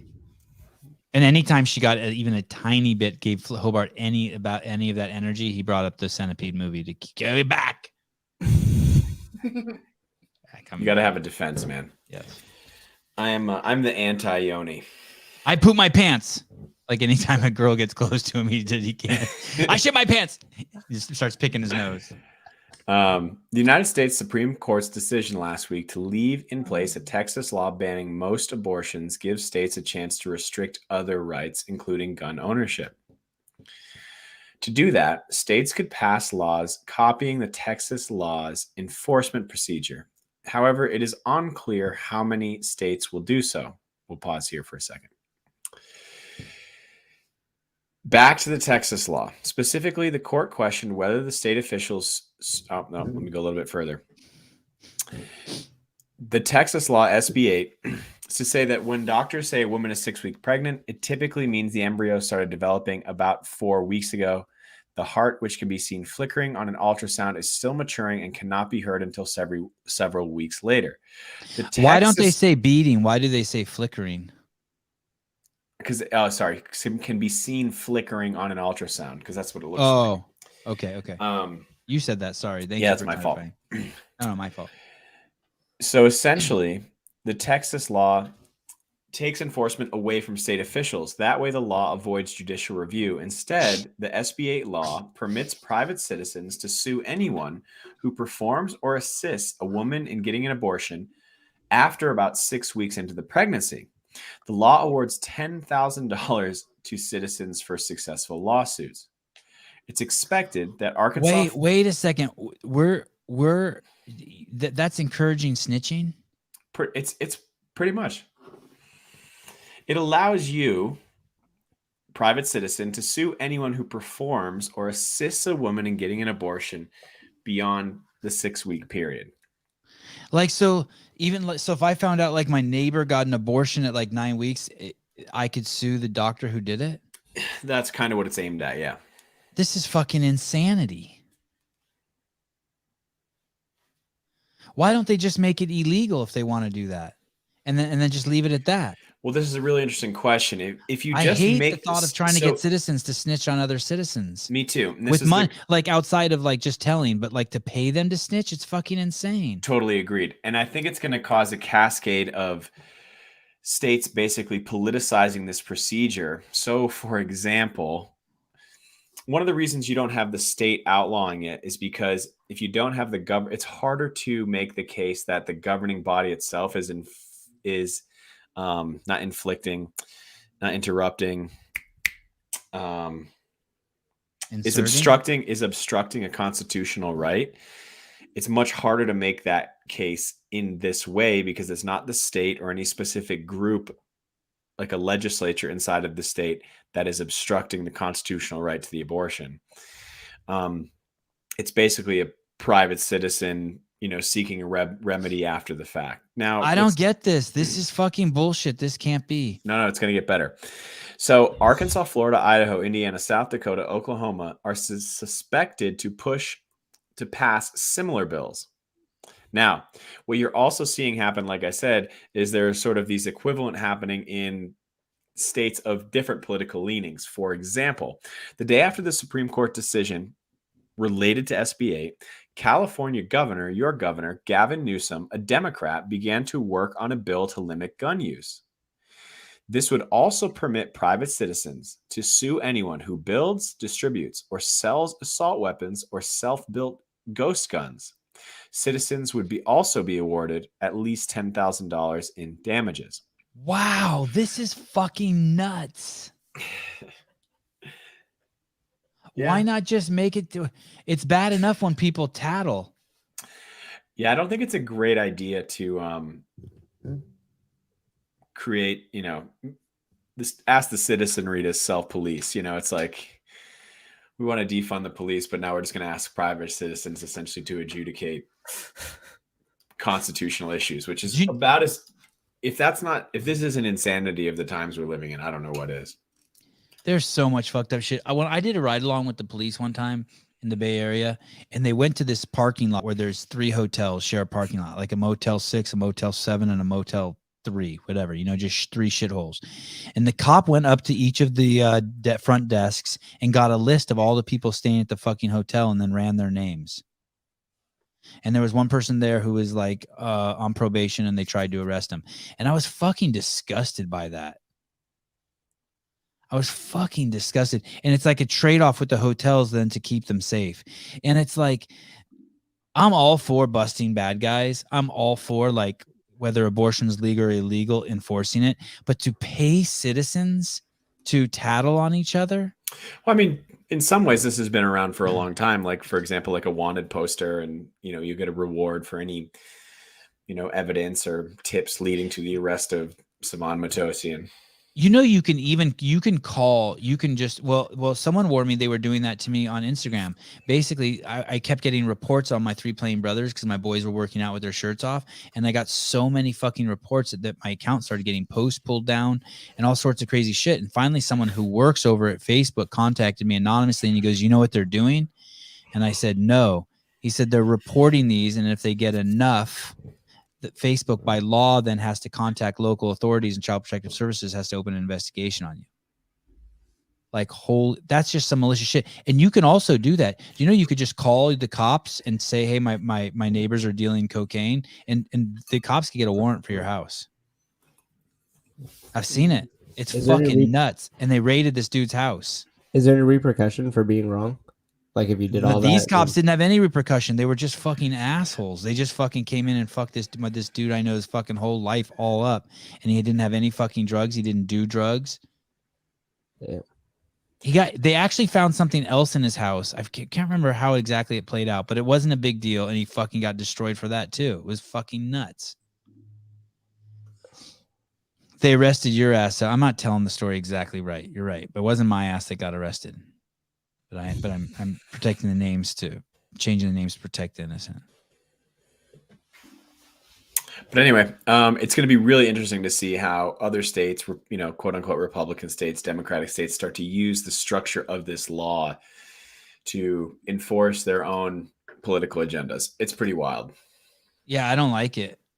Yeah, I don't think it's a great idea. And it's also, I think it'll be very difficult to present this back to the Supreme Court, because it's really hard, I think, to plead this case effectively and find out, understand who the proper targets are for the case, and like who's actually obstructing the constitutional right. It's super bizarre. Dude, we're going to hear stories of kids who are addicted to fentanyl who are turning their parents in for shit so that they can get the 10,000. They're going to be like, "I got this idea." I'm serious. It's going to be nuts. It's going to be nuts. All right, I'm going to skip the Bitcoin. That's sad. That's the worst story you've ever read. That is sad. Yeah, that's why I wanted Emily to be on for that one, but we'll finish on a happy one. We're just going to go a little fluff story, and then we'll wrap it up. Penises are getting larger. Spider-Man, no, they're not. Spider-Man, no spoilers. Spider-Man No Way Home scores third best opening weekend ever. Now, here's what's interesting. Average price of a movie ticket is around $10. I tried to find how often do someone go see the same movie twice in the same day, but I couldn't really find too much about that. Starting at 3 p.m. on Thursday afternoon, and by the end of the day, Spider-Man No Way Home had already grossed $50 million. So that's 5 million people, potentially. That was the third best preview number behind only Avengers Endgame, 60 million, Star Wars The Force Awakens, 57 million, the two highest grossing domestic films of all time. Through Friday night, it had bested Force Awakens with $121 million and trailed only Avengers Endgame, which made $157.4 million in that 3-day span. For the best preview Friday start ever by the 2-day span. By the end of the weekend, it had grossed a whopping $253 million, more in 3.5 days than any other film released in 2021. Wow. Every film opening to over $200 million has joined what they call the $600 million club, a number that No Way Home has already hit worldwide. Worldwide, No Way Home has reached $587 million without counting China, suggesting we could also be looking at the first film to hit the $1 billion mark since Star Wars: The Rise of Skywalker. The last Tom Holland entry, Spider-Man: Far From Home, grossed $1.13 billion in 2019. Who's Tom Holland? He's the actor in Spider-Man, Peter Parker. Okay. Is there a little picture of him? Anyway, hey, did you even know about this movie before you? Okay, go ahead. With 2 weekends of Christmas vacation coming for schools, the only thing that can stop the film's momentum is another worldwide shutdown. Maybe Marvel should be employing its stars to do ads to get vaccinated and boosted. It says that? That's the last line in the article. That's for you. This was my little treat to you. Merry Christmas. You are an asshole. I just saw a story that basically said there's a cruise ship out there right now where they have a full-blown outbreak and every single person on the ship's vaccinated. Hey, did you even know about this movie? By the way, who goes in? I tried to watch the Star Wars series with my kids. It's horrible. That the Star Wars sucks. And I tried to watch Avengers Endgame. Dude, it's like watching someone play a video game. It's garbage. It is garbage. I like a lot of the Marvel movies. I didn't love Endgame. I like the first X-Men where they told the story of Wolverine, and then I like that one Wolverine that was just Wolverine where he gets old and dies at the end. Oh, that's the saddest movie. Spoiler alert. I like the Batman one where where Christian Bale's in it and he's like he becomes Batman. I like all the origin story. I like the first Iron Man, but as soon as it starts just turning to fight movies, go fuck yourself.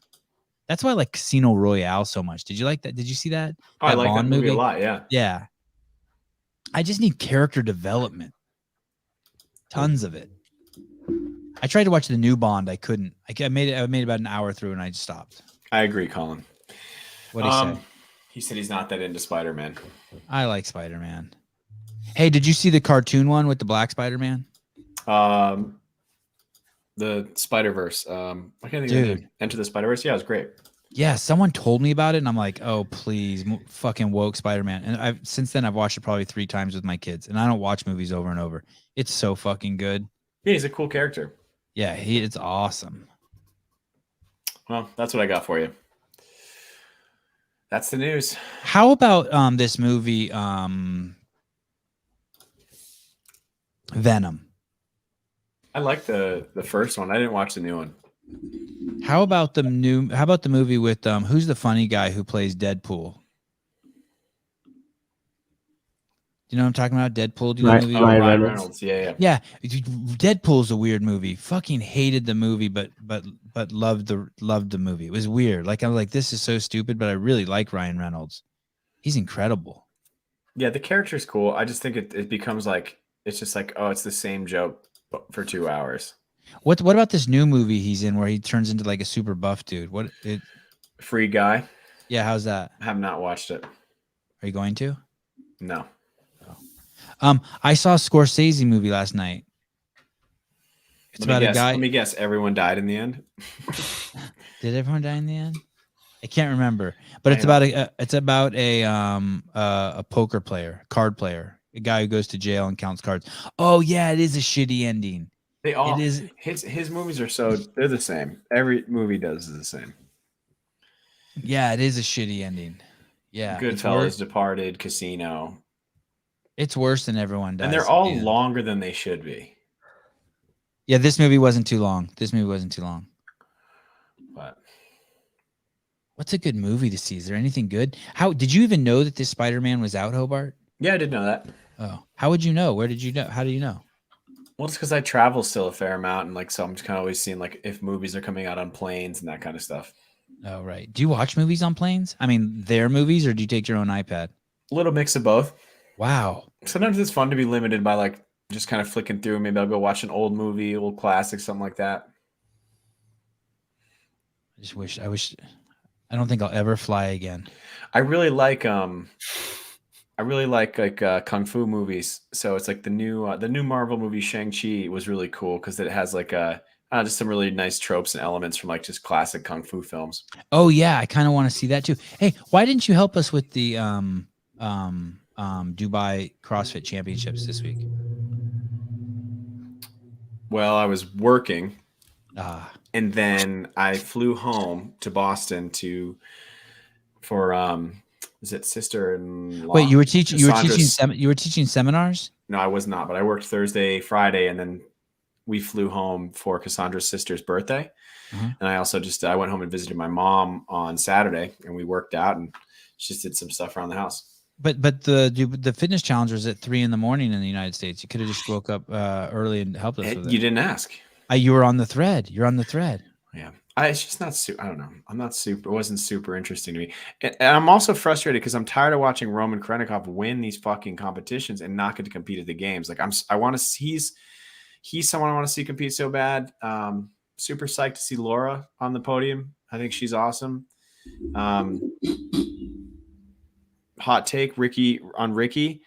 I think it's funny how everyone's like, oh, Frazier retired because Ricky was coming back. And it's just like, don't forget, dipshits, that Frazier won 5 times. So let's say Ricky wins the games this year. It almost still doesn't mean dick. It's awesome accomplishment. Like, I'm not taking anything away. It's something I never did, was never even close, was a shitty individual games athlete at best. But it's just like, all right, guys, give it a break. It's like if he wins 6 times, sure, then we can have that conversation. But if Ricky wins, he's the greatest. Exactly. If Ricky wins, it undermines every single one of Matt's wins. And here's the other thing, though. Matt already beat him when Ricky was on the gear. Ricky was on gear, and he only finished fucking 3rd. Like, great point, but he was only 14 years old. Was he only 14? No, I don't know. Wouldn't that be great? Hey, do you know what Ricky should do? He should go into movies. You think? I mean, he's so photogenic, dude. It's great. Go to his Instagram. He's fucking so photogenic. I'll go check out his gram. He should be an underwear model. I'm all for the forgiveness thing, though. Like, he's got the face that looks like it's been like, he looks like a fighter that's had the shit beat out of him and is still handsome. Like, he's just got it. So I don't care about what drugs he's done. I don't like looking at that stuff. It just makes me mad about how I don't have that. Oh yeah, that's a good pick. Oh, please. Look at these surfers. Look at the way you look. Damn. Yeah, those are the ones I'm talking about. Yeah, that one's sitting in front of the van. He's just a hunk.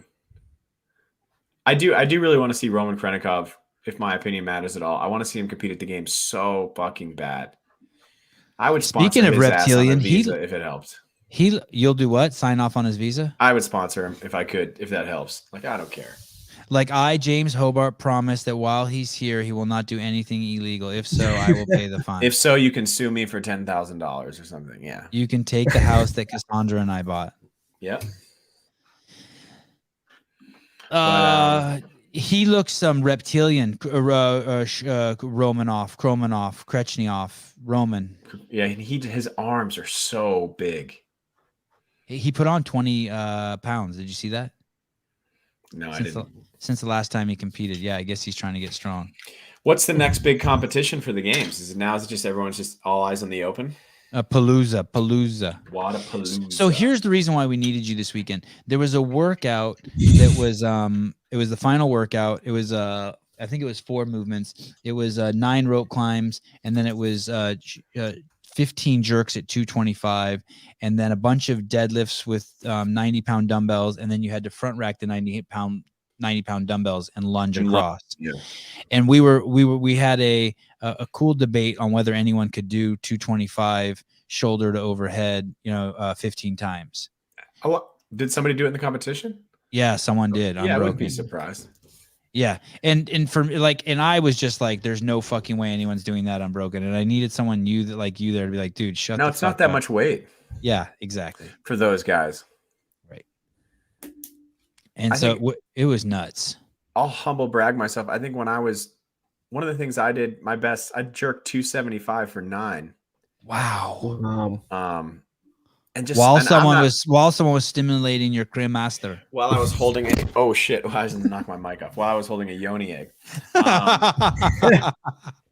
No, I'm not terribly strong. Like I hear that, I'm like, yeah, those guys could do that no problem. I mean, Fraser was hitting that 245 last year and that 2 years ago at the games, shoulder overhead unbroken. That was what, 7 to 9 reps.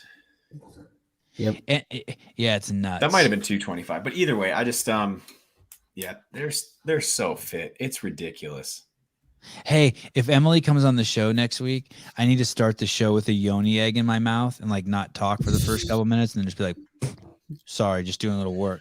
I mean, another way to think about it is like a lot of those guys were clean and jerking 350, 360, 225, 60% of that. So if you took 60% of your best clean and jerk and I was like, put this fucking thing over your head as many times as you can, like you probably could.